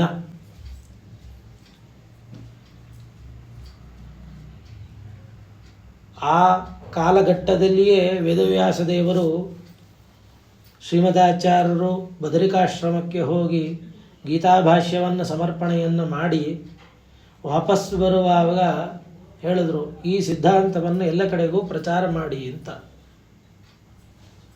ಆಗ ಶ್ರೀಮದಾಚಾರ್ಯರು ಒಂದು ಮಾತು ವೇದವ್ಯಾಸ ದೇವರ ಹತ್ರ ಆಡಿದ್ರು, ನಾನು ಹವ್ಯದಾನಮಿವ ನಿಂದ್ಯತೇಶುನೆ ಅಂತ. ಒಂದು ನಾಯಿಗೆ ಯಜ್ಞದ ಹವಿಸ್ಸನ್ನು ಕೊಟ್ಟರೆ ಎಷ್ಟು ಅಪವಿತ್ರವೋ ಹಾಗೆ ಇಂತಹ ಭವ್ಯವಾದ ಪರಮಾತ್ಮನ ಗುಣಗಳನ್ನು ಸಾರುವಂಥ ವೇದದ ನಿರ್ಣಯವನ್ನು ಮಾಡಿರ್ತಕ್ಕಂಥ ಬ್ರಹ್ಮಸೂತ್ರಗಳ ಈ ಭಾಷ್ಯ ಇರ್ಬೋದು, ಗೀತಾಭಾಷ್ಯ ಇರ್ಬೋದು, ಇವನ್ನೆಲ್ಲ ಕೊಟ್ಟರೆ ದೊಡ್ಡ ಯಜ್ಞದ ಹವಿಸ್ಸನ್ನು ಒಂದು ತುಚ್ಛವಾದ ಪ್ರಾಣಿಗೆ ಕೊಟ್ಟರೆ ಎಷ್ಟು ಆಘಾತ ಆಗ್ತದೆ, ವ್ಯರ್ಥವಾಗ್ತದೆ. ಆ ರೀತಿಯಾಗಿ ಇರುವಂಥ ಕಾಲಸ್ವಾಮಿ ಬೇಡ ಅಂತ ಅಂದಿದ್ರು. ಆದರೂ ವೇದವ್ಯಾಸ ದೇವರು ಕರುಣಾಶಾಲಿಗಳು ಒಂದು ಮಾತನ್ನು ಹೇಳ್ತಾರೆ, ವಿಮಲಾನ್ಮಣಿ ನಿಮ ಗುಣೋಜ್ಜಿತವಾನಿಮ ದಯಾ ವಿಶೋಧಗೆ ವಿಶುದ್ಧ ಬಹುಗುಣಿ. ಕೆಸರಿನಲ್ಲೂ ರತ್ನಗಳಿರ್ತದೆ, ಕೆಸರಿನಲ್ಲೂ ರತ್ನಗಳಿರ್ತದೆ. ಅಂತಹ ರತ್ನಗಳು ಕೆಸರಿನಲ್ಲಿ ಕಲಿಯುಗವೆಂಬತಕ್ಕಂಥ ಕಲ್ಮಶವಾದ ಕೆಸರಿನಲ್ಲಿದ್ದರೂ ಆ ಮಣಿಗಳು ಅನಘ್ಯವಾದ ರತ್ನಗಳು. ಕೆಸರಿನಲ್ಲಿದ್ದ ಮಾತ್ರಕ್ಕೆ ಮಣಿಯ ಬೆಲೆ ಎಂದು ಕಡಿಮೆ ಆಗೋದಿಲ್ಲ. ಸಮುದ್ರದ ಆಳದಲ್ಲಿ ಕೆಸರಿನಲ್ಲಿ ಮುತ್ತಿರ್ತದೆ, ಆದರೆ ತಂದು ಭಗವಂತನ ಶಿರೋರತ್ನದಲ್ಲಿ ಇರ್ತೇವೆ ನಾವು. ಹಾಗೆ ಈ ಕಲಿಯುಗದಲ್ಲೂ ಸಜ್ಜನರಿದ್ದಾರೆ. ಟೀಕಾರಾಯರು ಹೇಳ್ತಾರ, ಅಲ್ಪ ಅಸ್ಥಿರ ಕದ್ಯೋತಿಕ ಸುದ್ಯೋತಮಾನಸ್ವಪಿ. ಮಿಣುಕು ಉಳದಂತೆ ಅಲ್ಲೆಲ್ಲೆಲ್ಲೆಲ್ಲೋ ಒಂಚೂರು ಸುಖವನ್ನು ಕಾಣ್ತಾ ಇರ್ತಾರೆ ಭಗವಂತನ ವಿಚಾರದಲ್ಲಿ. ಅಂಥವರಿಗೆ ದಾರಿದೀಪ ಆಗುವಂತೆ ಈ ದೊಡ್ಡ ಸಿದ್ಧಾಂತವನ್ನು, ದ್ವೈತ ಸಿದ್ಧಾಂತವನ್ನು ನೀವು ಜಗತ್ತಿನ ಉದ್ದಗಲಕ್ಕೂ ಸಾರಿ ಅಂತ ವೇದವ್ಯಾಸ ದೇವರ ಅಪ್ಪಣೆ ಮಾಡಿದ್ದರ ಫಲವಾಗಿ ಶ್ರೀಮದಾಚಾರ್ಯರು ಇಡೀ ದೇಶದ ಉದ್ದಗಲಕ್ಕೂ ದ್ವೈತ ಸಿದ್ಧಾಂತವನ್ನು ಪ್ರಚಾರ ಮಾಡಿದ್ದಾರೆ. ನಮಗೆ ಮೊದಲು ಬರೋದು ಏನೋ ದೇವರ ಬಗ್ಗೆ ಒಬ್ಬೊಬ್ಬರು ಒಂದೊಂದು ನಿಲುವುಗಳನ್ನು ಹೇಳಿದ್ದಾರೆ. ಒಬ್ಬೊಬ್ಬರಲ್ಲಿ ಒಂದೊಂದು ನಿಲುವುಗಳು ಇರ್ತದೆ, ಭಿನ್ನತೆ ಇರ್ಬೋದು. ಇವಾಗೆಲ್ಲ ನಾವು ತುಂಬ ನಾವೇನು ಸೆಕ್ಯುಲರಿಸಮ್ ಅಂತೇವೆ, ಇನ್ನೇನಂತೇವೆ, ಈಗೆಲ್ಲ ಜನರಲ್ಲಾಗಿ ನಾವು ಮಿಂಗಲ್ ಆಗಬೇಕು, ಈ ರೀತಿ ಡಿಸ್ಪ್ಯೂಟ್ ಇರಬಾರ್ದು, ನಾವೆಲ್ಲರೂ ಒಂದಾಗಬೇಕು. ಸತ್ಯ, ಯಾವ ಬ್ರಾಹ್ಮಣರಿಗೂ ಯಾರಿಗೂ ಒಬ್ಬರಿಗೊಬ್ಬರಿಗೆ ವಿರೋಧ ಅನ್ನೋದು ಇವತ್ತಿಗೂ ಇಲ್ಲ. ವೈಷಮ್ಯ ಇಲ್ಲ, ದ್ವೇಷ ಇಲ್ಲ. ಯಾವ ಬ್ರಾಹ್ಮಣನೂ ಇನ್ನೊಬ್ಬ ಬ್ರಾಹ್ಮಣನನ್ನು ಹೊಡೆದಾಡಿಕೊಳ್ಳೋದ್ರ ಮಟ್ಟಿಗೆ ಹೋಗಿಲ್ಲ. ಸಿದ್ಧಾಂತದಲ್ಲಿ ಮಾತ್ರ ನಾವು ಕಾಂಪ್ರಮೈಸ್ ಇಲ್ಲ ಅಷ್ಟೇ. ಸೈದ್ಧಾಂತಿಕ ನಿಲುವುಗಳು ಪ್ರತಿಯೊಂದು ಮನೆಯೊಳಗೂ ವ್ಯತ್ಯಾಸ ಇರ್ತದೆ. ಒಂದೇ ತಾಯಿಯ ಹೊಟ್ಟೆಯಲ್ಲಿ ಹುಟ್ಟಿರ್ತಕ್ಕಂಥ 3-4 ಜನ ಮಕ್ಕಳಿರ್ಬೋದು, ಇಬ್ಬರೇ ಮಕ್ಕಳಿರ್ಬೋದು, ಒಂದೇ ಮಗು ಇರ್ಬೋದು. ತಂದೆಯ ಮೆಂಟ್ಯಾಲಿಟಿಗೆ ವ್ಯತ್ಯಾಸ ಇರ್ತದೆ, ಮಗುವಿನ ಮೆಂಟ್ಯಾಲಿಟಿ ವ್ಯತ್ಯಾಸ ಇದೆ. ತಂದೆಯ ಅಪ್ರೋಚ್ ಬೇರೆ ಇರ್ತದೆ, ಮಗನ ಅಪ್ರೋಚ್ ಬೇರೆ ಇರ್ತದೆ. ಸೈದ್ಧಾಂತಿಕವಾದ ನಿಲುವುಗಳಲ್ಲಿ ವಿಭಿನ್ನತೆ ಇರ್ತದೆ. ಅದು ಅವರವರ ಗ್ರಹಣಕ್ಕೆ ಬಿಟ್ಟಿರ್ತಕ್ಕಂಥದ್ದು. ಯಾರನ್ನು ಬಲಾತ್ಕಾರವಾಗಿ ನಾವೇನು ಯಾವುದನ್ನು ಎಳೆದುಕೊಂಡು ಬಂದಿಲ್ಲ. ನಾವು ಶ್ರೀಮದಾಚಾರ್ಯ ಸಿದ್ಧಾಂತದಲ್ಲಿ ಎಷ್ಟೋ ಜನ್ಮಾಂತರದ ಪುಣ್ಯವಾಗಿ ಇವತ್ತು ನಾವು ಶ್ರೀಮದಾಚಾರ್ಯ ಸಿದ್ಧಾಂತದ ಅನುಯಾಯಿಗಳಾಗಿ ಹುಟ್ಟಿದ್ದೇವೆ. ಅದೇ ನಮ್ಮ ದೊಡ್ಡ ಪುಣ್ಯ. ಯಾಕೆ ದೊಡ್ಡ ಪುಣ್ಯ ಬೇರೆದಲ್ವಾ ಹಾಗಾದರೆ ಅಲ್ವಾ ಅಂತ ಒಂದು ಸಾರಿ ಯೋಚನೆ ಮಾಡಿ. ನಾವು ಒಬ್ಬ ಮಿನಿಸ್ಟ್ರ್ ಹತ್ರನೋ ಒಬ್ಬ ರಾಜನ ಹತ್ರನೋ ಹೋಗಿ ನಾನೇ ರಾಜ ಅಂದರೆ ಅವನಿಗೆ ಸಿಟ್ಟು ಬರುತ್ತೋ ಇಲ್ಲೋ? ನೀನು ಯಾವ MP ನೋ, ನೀನು ಯಾವ MLA, ನಾನೇ MLA, ನಿನಗೆ ಓಟ್ ಹಾಕ್ದವನು ಅಂದರೆ ಅವನಿಗೆ ಸಿಟ್ಟು ಬರುತ್ತೋ ಇಲ್ಲೋ? ನಿನ್ನ ಸೀಟು ಬಿಟ್ಟುಕೊಡು ಅಂದರೆ ಸಿಟ್ಟು ಬರುತ್ತೋ ಇಲ್ಲೋ? ಹೀಗೆ ನಾನೇ ಬ್ರಹ್ಮ ಅಂದರೆ ಒಬ್ಬ ರಾಜನಿಗೆ ಅಷ್ಟು ಸಿಟ್ಟು ಬರಬೇಕಾದ್ರೆ ಸರ್ವೋತ್ಕೃಷ್ಟನಾಗಿರ್ತಕ್ಕಂಥ ಇಡೀ ಜಗತ್ತನ್ನು ನಿರ್ಮಾಣ ಮಾಡಿರ್ತಕ್ಕಂಥ ಪರಮಾತ್ಮನಿಗೆ ನಾನೇ ಬ್ರಹ್ಮ ಅಂತ ನಾವು ಉಪಾಸನೆ ಮಾಡಿಕೊಂಡ್ರೆ ಎಷ್ಟರ ಮಟ್ಟಿಗೆ ಘಾಸಿ ಆಗಬೇಡ ಯೋಚನೆ ಮಾಡುತ್ತೀವಿ. ಘಾತಯಂತಿ ರಾಜಾನ ರಾಜ ಅಹಮಿತಿ ವಚಃ ಅಂತ ಹೇಳ್ತಾರೆ. ರಾಜನ ಮುಂದೆ ಹೋಗಿ ನಾನು ರಾಜ ಅಂದರೆ ರಾಜ ಹೀಗೆ ದಂಡನೆಯನ್ನು ಕೊಡ್ತಾನೆ. ದೇವರ ಬಗ್ಗೆ ನಾವು ನಾನೇ ದೇವರು ಅಂತ ಉಪಾಸನೆ ಮಾಡಿಕೊಂಡ್ರೆ ಅಷ್ಟೇ ಘಾತ ನಮಗೆ ಉಂಟಾಗ್ತದೆ. ದೇವರ ಪತಿತ್ವವನ್ನೇ ಲಕ್ಷ್ಮೀದೇವಿಯನ್ನು ಬಿಟ್ಟು ಯಾರೋ ಹೇಳಬಾರ್ದಂತ. ಈ ಲಕ್ಷ್ಮೀ ಪತಿತ್ವ ಅನ್ನೋದು ಲಕ್ಷ್ಮಿಗೆ ಮಾತ್ರ ಇರ್ತಕ್ಕಂಥ ಒಂದು ಅರ್ಹತೆ. ಲಕ್ಷ್ಮೀ ಸನ್ನಿಧಾನ ಇದ್ದಾಗ ಮಾತ್ರ ಕೃಷ್ಣ ಆ ಎಲ್ಲ ಗೋಪಿಕಾ ಸ್ತ್ರೀಯರ ಜೊತೆ ರಮಣ ಮಾಡ್ತಾ ಇದ್ದ, ಇಲ್ಲ ಅಂದರೆ ಬಿಟ್ಟುಬಿಡ್ತಾ ಇದ್ದ. ಹಾಗೆ ಸಾಕ್ಷಾತ್ ಲಕ್ಷ್ಮಿಯ ಪತಿತ್ವವೇ ಯಾರಿಗೂ ಇಲ್ಲ ಅಂತಂದರೆ ಇನ್ನು ಸಾಕ್ಷಾತ್ ನಾರಾಯಣನೇ ನಾನು ಅಂದ್ಕೊಂಡ್ರೆ ಎಲ್ಲಿಗೆ ಪ್ರಯೋಜನ ಹೇಳಿ? ಅದರಿಂದಾಗಿ ಇದು ಒಂದು ಸಣ್ಣ ಜನರಲ್ ನಾಲೆಡ್ಜ್ ಅಂತೀವಲ್ಲ, ಇಷ್ಟೇ ಜನರಲ್ ನಾಲೆಡ್ಜ್, ಕಾಮನ್ ಸೆನ್ಸ್ ಇದು. ಅದು ಸೈದ್ಧಾಂತಿಕ ನಿಲುವುಗಳಲ್ಲಿ ಬೇರೆ ಬೇರೆ ಥರದಲ್ಲಿ ಅವರು ಕ್ರಮ ಮಾಡುವಂಥದ್ದು ಬೇರೆಯೇ ಇದೆ. ಇರಲಿ. ಆದರೂ ಬಹಳ ದೊಡ್ಡ ಘಾಸಿ ಏನು ಅಂತಂದರೆ ಅವಿದ್ಯಾ ಮಾಯಾ ಅಂತಕ್ಕಂಥದ್ದು ಅವರ ಸಿದ್ಧಾಂತದಲ್ಲಿ. ಅದೇ ಜೀವಾಚ್ಛಾದಿಕ ಜೀವಾಚ್ಛಾದಿಕ ಅದನ್ನೇ ಬ್ರಹ್ಮನನ್ನು ಆವರಿಸಿ ಬಿಡ್ತದೆ. ಅಂದರೆ ಏನಾಯಿತು, ಒಬ್ಬ ಬ್ರಹ್ಮನನ್ನೇ ಮೆಟ್ಟಿ ನಿಲ್ಲುವಂಥ ಒಂದು ಅವಿದ್ಯೆ ಇದೆ ಅಂತ ಆದರೆ ಅಜ್ಞಾನ ಬ್ರಹ್ಮನಿಗಿಂತ ದೊಡ್ಡದು ಅಂತ ಆಯಿತು. ಒಂದು ಲೈಟ್ ಇದೆ, ಅದರ ಮೇಲೆ ಹಾಕುವ ಬಟ್ಟೆ ಲೈಟನ್ನು ರಿಫ್ಲೆಕ್ಟ್ ಬರದೇ ಇರೋಂತೆ ಮಾಡ್ಬೋದು. ಆದರೆ ಬಟ್ಟೆ ದೊಡ್ಡದೋ ಲೈಟ್ ದೊಡ್ಡದೋ? ಬಟ್ಟೆಯನ್ನು ಸರಿಸ್ಬೋದು, ಲೈಟ್ ಅಲ್ಲೇ ಇರ್ತದೆ. ಹಾಗೆ ಬ್ರಹ್ಮನಿಗೆ ಅವಿದ್ಯೆಯನ್ನು ಅಂಟಿಕೊಂಡು ಬಿಟ್ರೆ ಅವನೇ ಶಬಲ ಬ್ರಹ್ಮ, ಅವನೇ ಜೀವ, ಈ ರೀತಿಯಾಗಿ ಆಗ್ತಾನೆ ಅಂತ ಹೇಳ್ತಾರೆ. ಇದರೆಷ್ಟು ಮಟ್ಟಿಗೆ ಒಪ್ಕೊಳ್ಳಿಕ್ಕೆ ನಮಗೆ ಸುಮ್ಮನೆ ನಾವು ಯೋಚನೆ ಮಾಡಿದ್ರು ಇದು ನಮ್ಮ ಮನಸ್ಸಿಗೆ ನಿಲುಕದೇ ಇರುವಂಥ ಒಂದು ಯೋಚನೆ. ಇದು ನಾವು ಹೇಳುವಂತ ಅಲ್ಲ. ಇವತ್ತು ಶ್ರೀಮದಾಚಾರ್ಯರ ಮಧ್ವನವಮಿ, ನಾವು ಗಟ್ಟಿಯಾಗಿ ಮಾತಾಡಲೇಬೇಕು.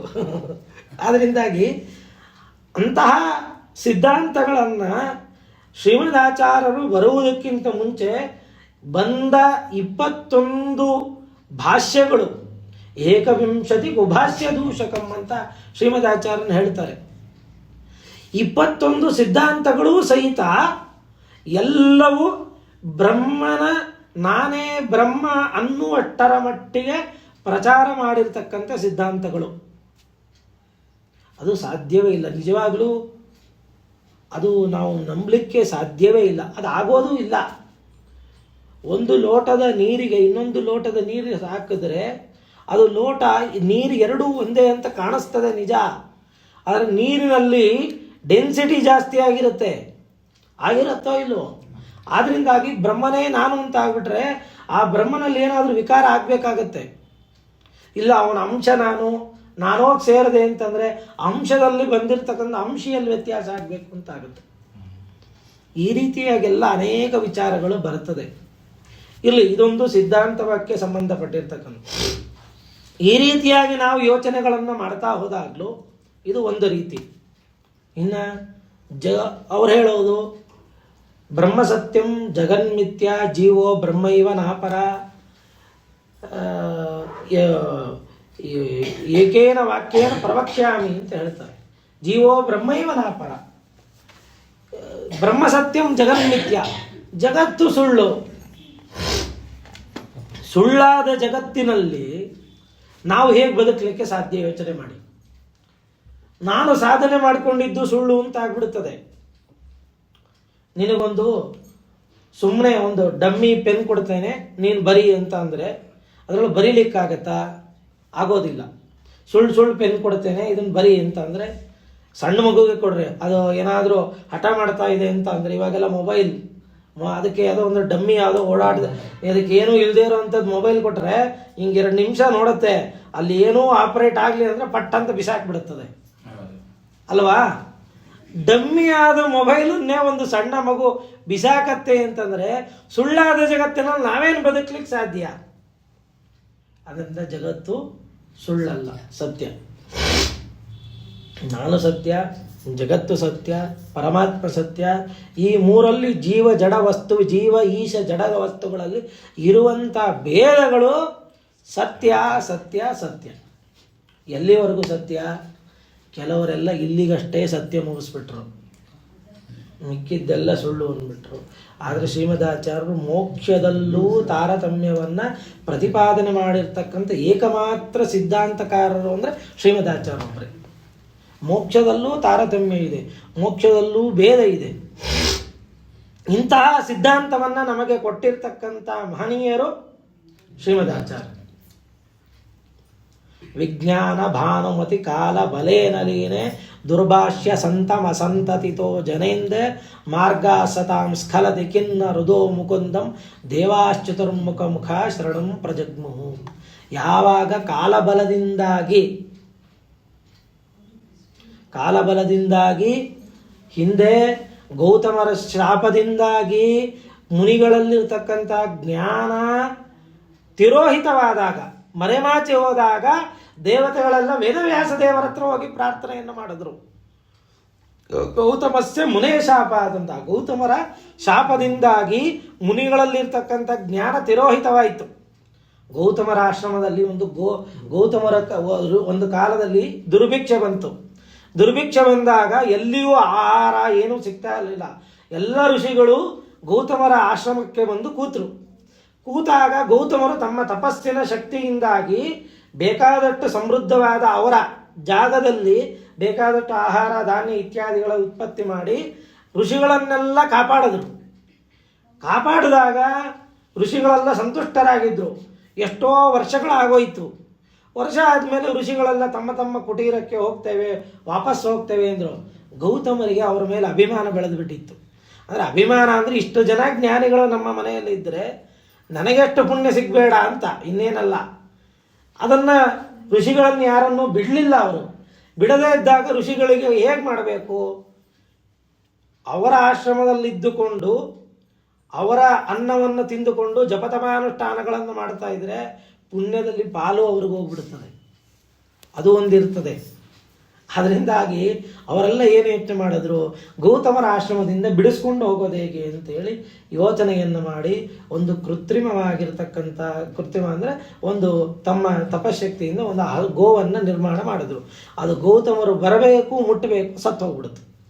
ಗೌತಮರಿಗೆ ಆಶ್ಚರ್ಯ ಆಯಿತು. ನಾ ಹೊಡೆದಿಲ್ಲ, ಬಡ್ದಿಲ್ಲ, ಏನೂ ಮಾಡಿಲ್ಲ, ಆ ಗೋವನ್ನು ಮುಟ್ಟಿದ್ದಷ್ಟೇ ಸತ್ತೋಯ್ತಲ್ಲ ಅಂತ ಆಶ್ಚರ್ಯವಾಗಿ ಆಗ ಋಷಿಗಳೆಲ್ಲ ಅಂದರು, ಓ ಗೌತಮರೇ, ನೀವು ಗೋಹತ್ಯೆ ಮಾಡಿದ್ದೀರಾ, ನಿಮ್ಮ ಆಶ್ರಮದಲ್ಲಿ ಇರೋದಿಲ್ಲ.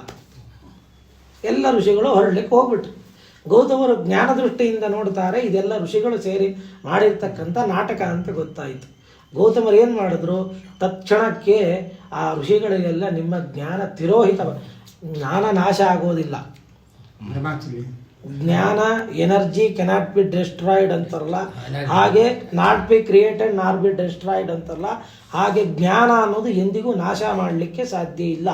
ಆದರೆ ತಿರೋಹಿತವಾಯಿತು ಅಂದರೆ ಆಚ್ಛಾದಿತವಾಯಿತು, ಕವರ್ ಆಗೋಯ್ತು. ಅದು ಇನ್ನೊಂದ್ಸಲ ಅದು ತುಂಬ ಜ್ಞಾನ ಸ್ಫುರಣೆಗೆ ಬರದೇ ಇರೋಂಗಾಗೋಯ್ತು ಅಂತ ಜಾಡ್ಯತನ ಬಂತು. ಆಗ ಗೌತಮರು ಆ ಕೊಟ್ಟ ಶಾಪದಿಂದಾಗಿ ಕೊನೆಯಲ್ಲಿ ಈ ಗೋವಿಗೆ ಮತ್ತೆ ನೀರನ್ನು ಪ್ರೋಕ್ಷಣೆ ಮಾಡಿ ಅದು ನದಿಯಾಗಿ ಹರಿತು, ಅದು ಗೋದಾವರಿ ಆಯಿತು.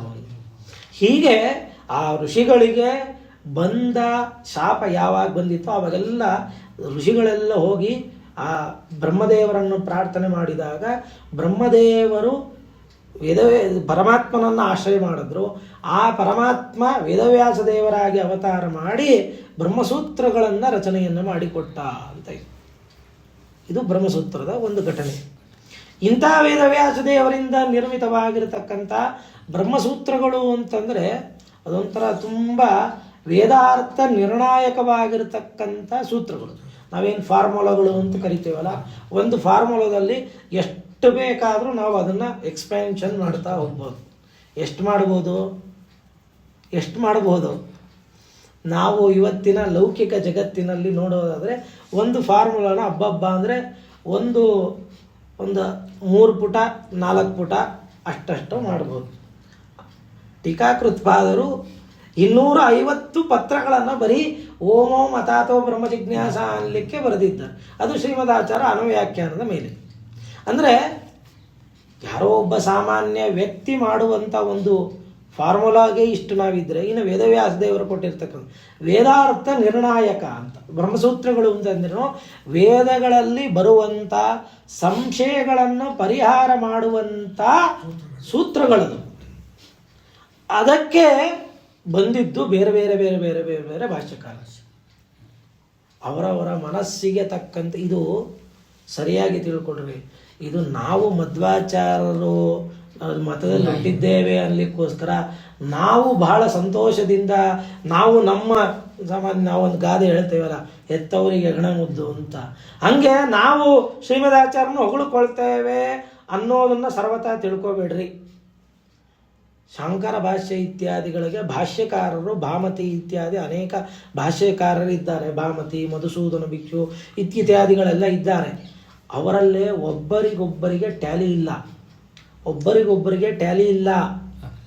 ಇದು ಅವರೇ ಒಪ್ಕೊಳ್ಳುವಂಥ ವಿಚಾರಗಳು, ಅವರೇ ಹೇಳುವಂಥ ವಿಚಾರಗಳು. ಅವರು ಹೇಳಿದ ವಾಕ್ಯಕ್ಕೆ ವಿರೋಧವಾಗಿ ಇವ್ರದ್ದಿರ್ತದೆ, ಇನ್ನೊಂದೇನೋ ಮುಂದಿನವ್ರು ಬೇರೆ ಇರ್ತದೆ. ಆದ್ದರಿಂದಾಗಿ ಅವರಲ್ಲೇ ಆ ಸಿದ್ಧಾಂತದ ಹರಿವಿನಲ್ಲೇ ವ್ಯತ್ಯಾಸ ಇದೆ. ಅಂದರೆ ಅವರಿಗೆ ಕನ್ವೀನಿಯನ್ಸ್ ಆಗ್ತಾ ಇಲ್ಲ ವಿಷಯಗಳು.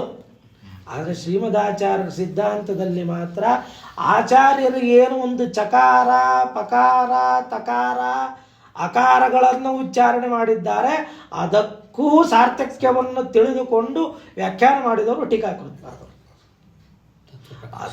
ಆ ಶ್ರೀಮದಾಚಾರ್ಯ ಕಾರುಣ್ಯ ಎಷ್ಟು ಅಂತಂದರೆ, ಬ್ರಹ್ಮಸೂತ್ರಗಳಿಗೆ ಭಾಷ್ಯವನ್ನು ರಚನೆ ಮಾಡಿದರು. ಒಂದು ಬ್ರಹ್ಮಸೂತ್ರ ಭಾಷ್ಯ, ಇನ್ನೊಂದು ನ್ಯಾಯ ವಿವರಣ, ಇನ್ನೊಂದು ಅನುವ್ಯಾಖ್ಯಾನ, ಇನ್ನೊಂದು ಅಣುಭಾಷ್ಯ. ಯಾಕೆ? ನಿಮಗೆ ಭಾಳ ಪುರುಸೊತ್ತಿರೋದಿಲ್ಲ ಅಂತ ಅವ್ರಿಗೆ ಗೊತ್ತವಾಗಲೇ. ನಮಗೆಲ್ಲ ಭಾಳ ಪುರುಸೊತ್ತಿರೋದಿಲ್ಲ, ಟೈಮ್ ಲಿಮಿಟ್ ತುಂಬ ಇರ್ತದೆ. ಆದ್ದರಿಂದಾಗಿ ಕನಿಷ್ಠ ನೀವು ಇಡೀ ಸಮಗ್ರವಾದ ವೇದ ಸಾರವಾಗಿರ್ತಕ್ಕಂಥ ಬ್ರಹ್ಮಸೂತ್ರದ ಪ್ರಮೇಯಗಳನ್ನು ನಿತ್ಯ ಮಾಡಬೇಕು, ಆವೃತ್ತಿ ಮಾಡಬೇಕು. ಮಾಧ್ವರಾಗಿ ಹುಟ್ಟಿದ್ದಕ್ಕೆ ನಾವು ಅದನ್ನು ಮಾಡಲೇಬೇಕು, ಶಾಸ್ತ್ರಗಳ ಶ್ರವಣವನ್ನು ಮಾಡಲೇಬೇಕು. ಆಗಲಿಲ್ಲ ಕನಿಷ್ಠ ಅಣುಭಾಷ್ಯವನ್ನಾದರೂ ನಿತ್ಯ ಅದನ್ನು ಪಾರಾಯಣ ಮಾಡಿ. 4 ಅಧ್ಯಾಯ, ಎಷ್ಟು? 2 ನಿಮಿಷವೂ ಆಗೋದಿಲ್ಲ, 2 ನಿಮಿಷವೂ ಆಗೋದಿಲ್ಲ. ಅಷ್ಟು ಇಡೀ ಕೃಷ್ಣ ತನ್ನ ಬಾಯೊಳಗೆ ಬ್ರಹ್ಮಾಂಡವನ್ನು ತೋರಿಸಿದಂತೆ ಅಣುಭಾಷ್ಯದಲ್ಲಿ ಸಮಗ್ರವಾಗಿರ್ತಕ್ಕಂಥ ಅರ್ಥವನ್ನು ಸೆರೆ ಹಿಡಿದು ಇಟ್ಟಿದ್ದಾರೆ. ಏನು ಸಿಗತ್ತೆ ಶ್ರೀಮದಾಚಾರ್ಯರ ಭಾಷ್ಯವನ್ನು ಇತ್ಯಾದಿಗಳನ್ನು ನಾವು ಪಾರಾಯಣ ಮಾಡಿದ್ರೆ? ಮಹಾನಂದ ತೀರ್ಥಸ್ಯ ಯೇ ಭಾಷ್ಯ ಭಾವಂ ಮನೋವಾಗ್ಭಿರಾವರ್ತಯಂತೆ ಸ್ವಶಕ್ತಿಯ ಸುರಾಧ್ಯ ನರಾಂತ ಭಜಂತೆ ಸದೇತಿ ಇಮಂ ಮೋಕ್ಷಮೇತೆ ಭಜಂತೆ ಸದೇತಿ. ಈ ಶ್ರೀಮದಾಚಾರ್ಯರ ಭಾಷ್ಯಗಳನ್ನು ನಮಗೆ ಅರ್ಥ ಆಗತ್ತೋ ಬಿಡತ್ತೋ ಫಸ್ಟ್ ಪ್ರವೃತ್ತರಾಗಬೇಕು ನಾವು. ಅದು ನಮ್ಮಲ್ಲಿ ಬರ್ತಾ ಇರ್ತಕ್ಕಂಥ ದೊಡ್ಡ ಮೈನಸ್ ಪಾಯಿಂಟ್ ಅಂದರೆ ಅದರ ಪ್ರವೃತ್ತರಾಗ್ತಾ ಇಲ್ಲ. ಪ್ರವೃತ್ತರಾಗಿಬಿಟ್ರೆ ಅವರೇ ಕೈ ಹಿಡಿದು ಕಳ್ಕೊಂಡು ಹೋಗ್ತಾರೆ. ತಾಯಿ ಮಗುವಿಗೆ ಯಾವಾಗ ನಡೆಸೋಕ್ಕೆ ಶುರು ಮಾಡ್ತಾಳೆ, ಅದೊಂದು 2 ಹೆಜ್ಜೆ ಹಿಂಗೆ ನಿಂತ್ಕೊಳ್ಳೋ ದಪ್ಪ ಅಂತ ಬೀಳುತ್ತೆ, ಇನ್ನೊಂದು ಸಲ ನಿಂತ್ಕೊಳ್ಳುತ್ತೆ, ಬೀಳತ್ತೆ.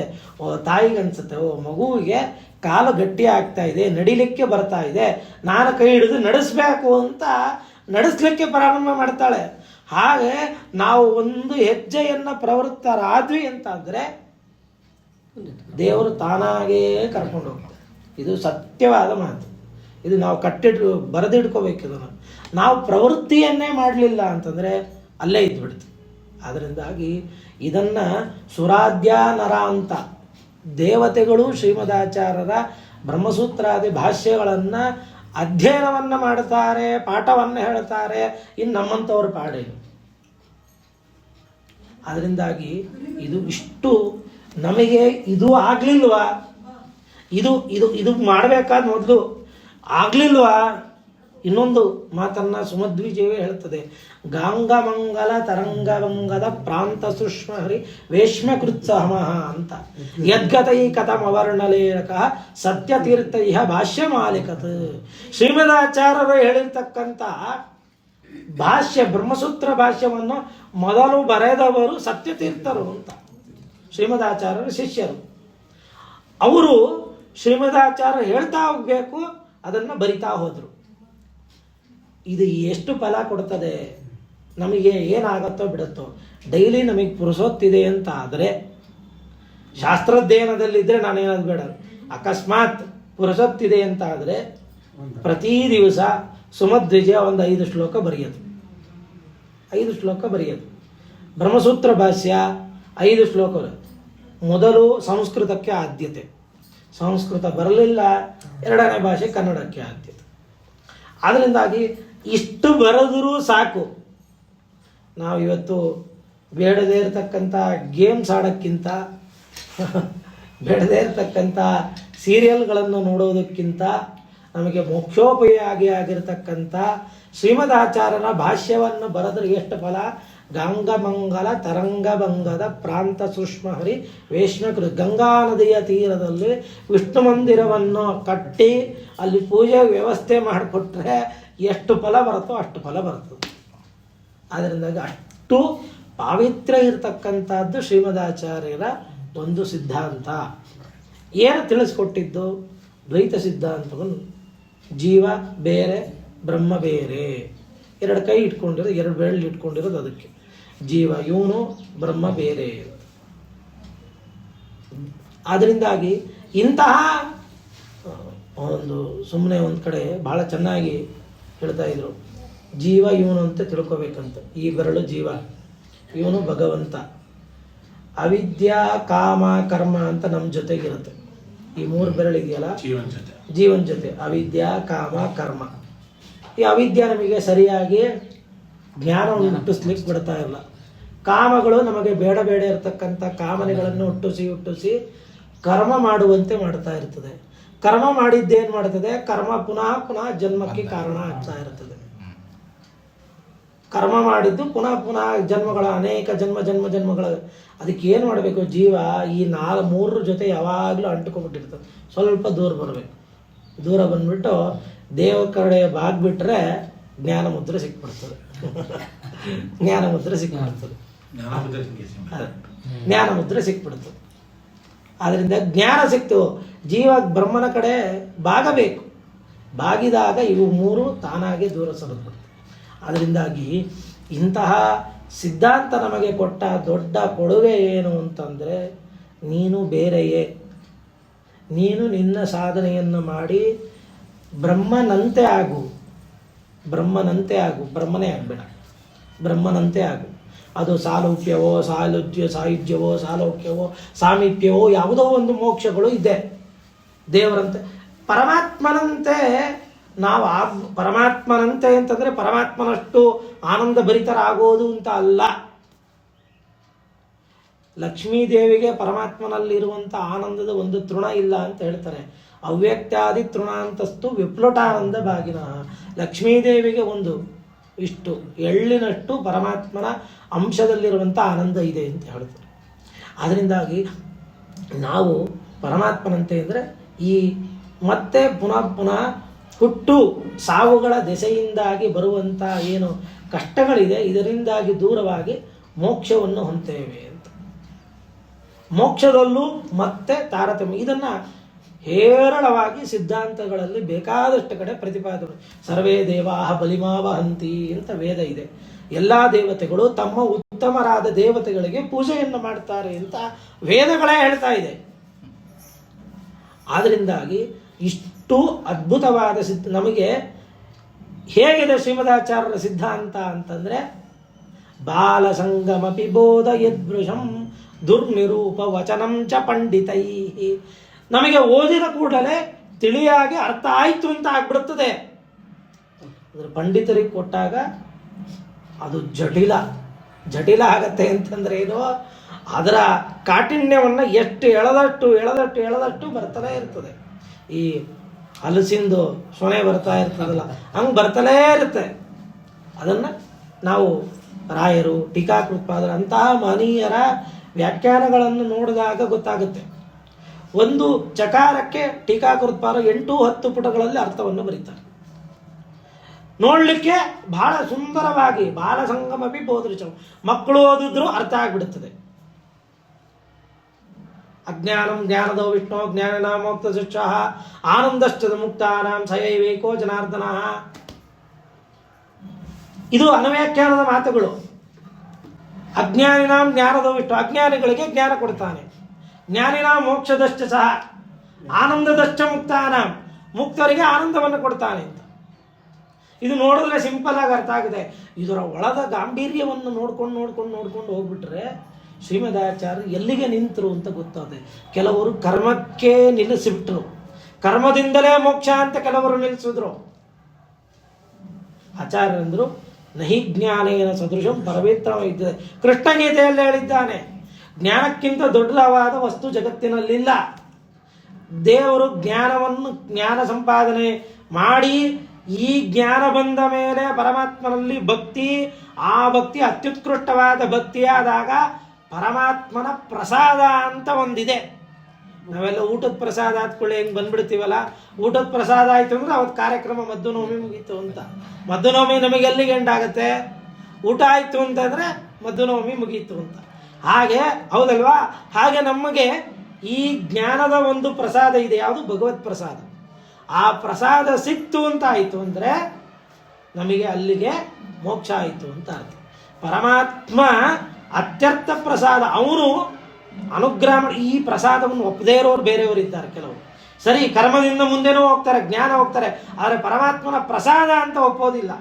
ಅದು ಪರಮಾತ್ಮನ ಅನುಗ್ರಹ, ಅದು ಅದೇ ಒಂದು ಆವರಣ. ಭಗವದ್ದಿಚ್ಛಾ ಅನ್ನೋದು ಒಂದು ಆವರಣ. ಭಗವದ್ದಿಚ್ಛಾ ಅನ್ನುವಂಥ ಆವರಣ ಸರಿದ್ರೆ ಮೋಕ್ಷ.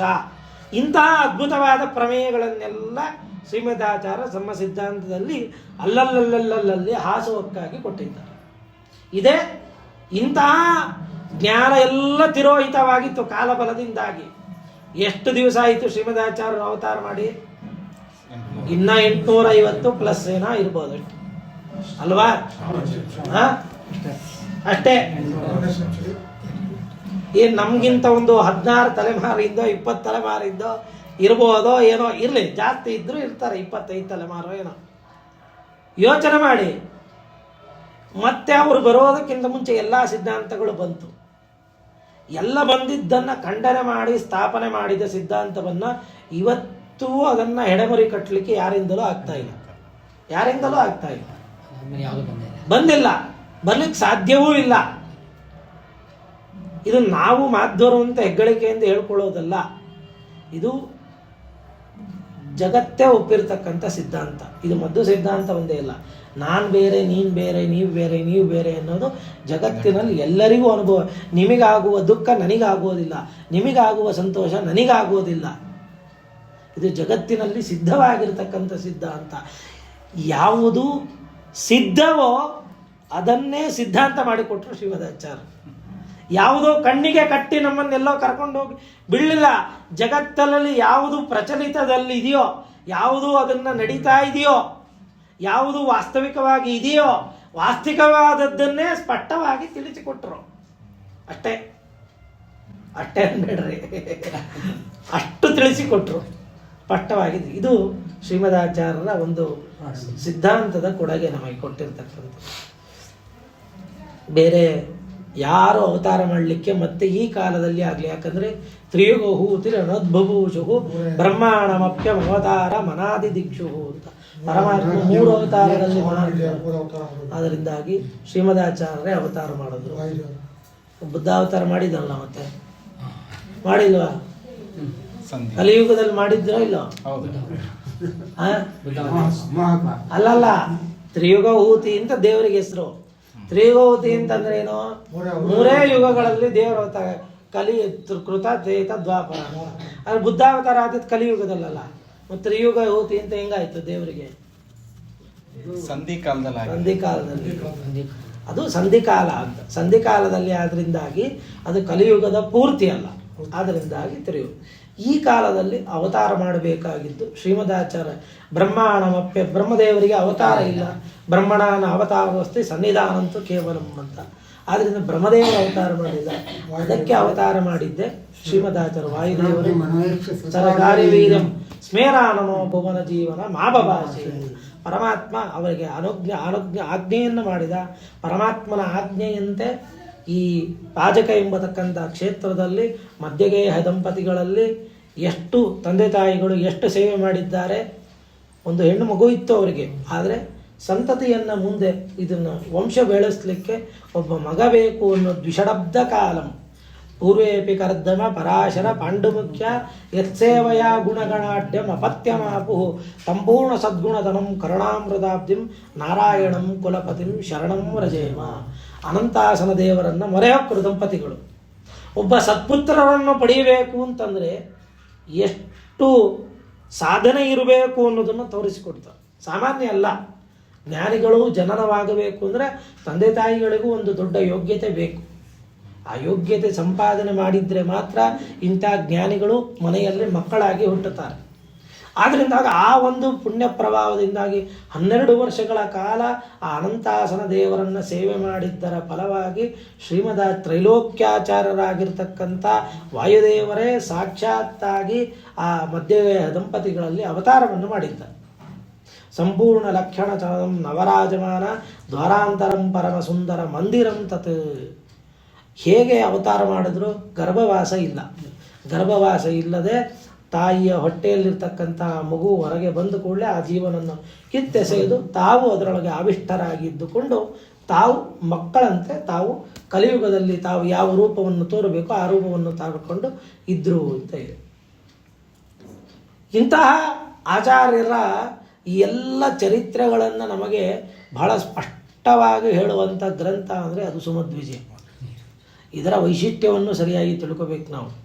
ಸುಮಧ್ವಿಜಯ ಅನ್ನೋದು ಒಂದು ಕಾವ್ಯಗ್ರಂಥ. ಕಾವ್ಯಗ್ರಂಥ ಅಂತ ಮಾತ್ರಕ್ಕೆ ಅದು ಪುಣ್ಯಪ್ರದ ಅಲ್ಲ ಅಂತ ಅಲ್ಲ. ಪುಣ್ಯಪ್ರದವೂ ಹೌದು, ಶಾಸ್ತ್ರಗ್ರಂಥವೂ ಹೌದು. ಎರಡೂ ಒಟ್ಟಿಗೆ ಸಮನ್ವಯ ಆಗುವುದು ತುಂಬ ಕಷ್ಟ. ಒಂದು ಸಾಫ್ಟ್ವೇರ್ ಆಗ್ತಾನೆ, ಇಲ್ಲ ಹಾರ್ಡ್ವೇರ್ ಆಗ್ತಾನೆ, ಎರಡೂ ಇರಬೇಕಂದ್ರೆ ಕಷ್ಟ. ಆದರೆ ಹಾಗೆ ಸುಮಧ್ವಿಜಯ ಅನ್ನೋದು ಇದು ಕಾವ್ಯಗ್ರಂಥವೂ ಹೌದು, ಪುರುಷಾರ್ಥ ಗ್ರಂಥವೂ ಹೌದು. ಹೇಗೆ ಇದು ಎರಡು ಸಮನ್ವಯ ಆಗತ್ತೆ? ಸಾಮಾನ್ಯವಾಗಿ ನೀವು ಇಡೀ ದೇಶದ ಉದ್ದಗಲಕ್ಕೂ ಎಲ್ಲೇ ಬೇಕಾದರೂ ಹೋಗಿ, ಯಾರು ಅನೇಕ ಜನ ಕವಿಗಳು ನಮ್ಮಲ್ಲಿ ಬಂದು ಹೋಗ್ಬಿಟ್ಟಿದ್ದಾರೆ, ಯಾರು ನಮಗೆ ಪುಣ್ಯ ಸಂಪಾದನೆ ಬೇಕು ಅಂತ ಇವತ್ತಿನವರೆಗೂ ಕುವೆಂಪು ಬರೆದಿರ್ತಕ್ಕಂಥ ರಾಮಾಯಣ ದರ್ಶನ ಇಟ್ಕೊಂಡು ಪಾರಾಯಣ ಮಾಡೋದು ಇವತ್ತರೆಗೂ ನಾವು ನೋಡಿಲ್ಲ, ಮುಂದೆ ನೋಡೋದು ಇಲ್ಲ. ತಿಳ್ಕೊಂಬಿಡ್ರಿ, ಎಸ್ ಎಲ್ ಭೈರಪ್ಪನ ಕಾದಂಬರಿ ಆಗಲಿ ಯಾರು ಪಾರಾಯಣ ಮಾಡಲ್ಲ. ಇವರೆಲ್ಲ ಏನು ಕಾಲದವರು? ಕಾಳಿದಾಸ ಬರೆದಿರ್ತಕ್ಕಂಥ ಮೇಘದೂತ ಅಂತಕ್ಕಂಥ ಶಿಶುಪಾಲವದ ಮೇಘದೂತ, ಮಾಗ ಬರೆದಿರ್ತಕ್ಕಂಥ ಶಿಶುಪಾಲವದ ಮೇಘದೂತ ಇರ್ಬೋದು, ಯಾರು ಹಿಡ್ಕೊಂಡು ಇವತ್ತು ಇಡೀ ಭಾರತದ ಉದ್ದಗಲಕ್ಕೂ ಯಾರೂ ಪಾರಾಯಣ ಮಾಡೋದಿಲ್ಲ. ಯಾಕೆ ಮಾಡೋದಿಲ್ಲ? ಬೇಕಾದಷ್ಟು ಕಾವ್ಯ ಉಪಮಾ ಅಲಂಕಾರಗಳು ಹೇರಳವಾಗಿದೆ, ಛಂದಸ್ಸು ಎಲ್ಲ ಹೇರಳವಾಗಿದೆ.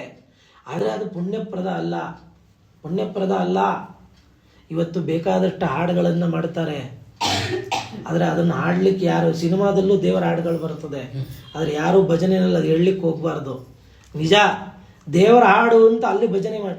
ಯಾಕಂದರೆ ಮಾಡಿದ ಕರ್ತೃವಿನಲ್ಲಿ ಪೂರ್ಣವಾದ ನಿಷ್ಠೆ ಇರೋದಿಲ್ಲ.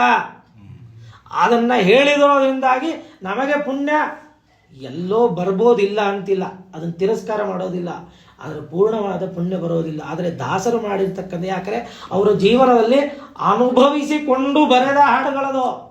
ಅನುಭವಿಸಿ ಅದನ್ನು ಭಗವಂತನ ಸಾಕ್ಷಾತ್ಕರಿಸಿಕೊಂಡು ಅದನ್ನು ಅನುಭವಕ್ಕೆ ತಂದುಕೊಂಡು ಅದನ್ನು ಅನುಸರಣೆಯಲ್ಲಿಟ್ಟುಕೊಂಡು ಬರೆದಿರ್ತಕ್ಕಂಥದ್ದು. ಎರಡೂ ಬೇಕು, ಅನುಭವ ಬೇಕು, ಅನುಸರಣೆ ಬೇಕು. ಎರಡೂ ಇದ್ದರೆ ಫಲಪ್ರದ. ದಾಸರು ಮಾಡಿದ ಹಾಡುಗಳು ಅವರ ಅನುಭವವೂ ಹೌದು, ಅನುಸರಣೆಯೂ ಹೌದು.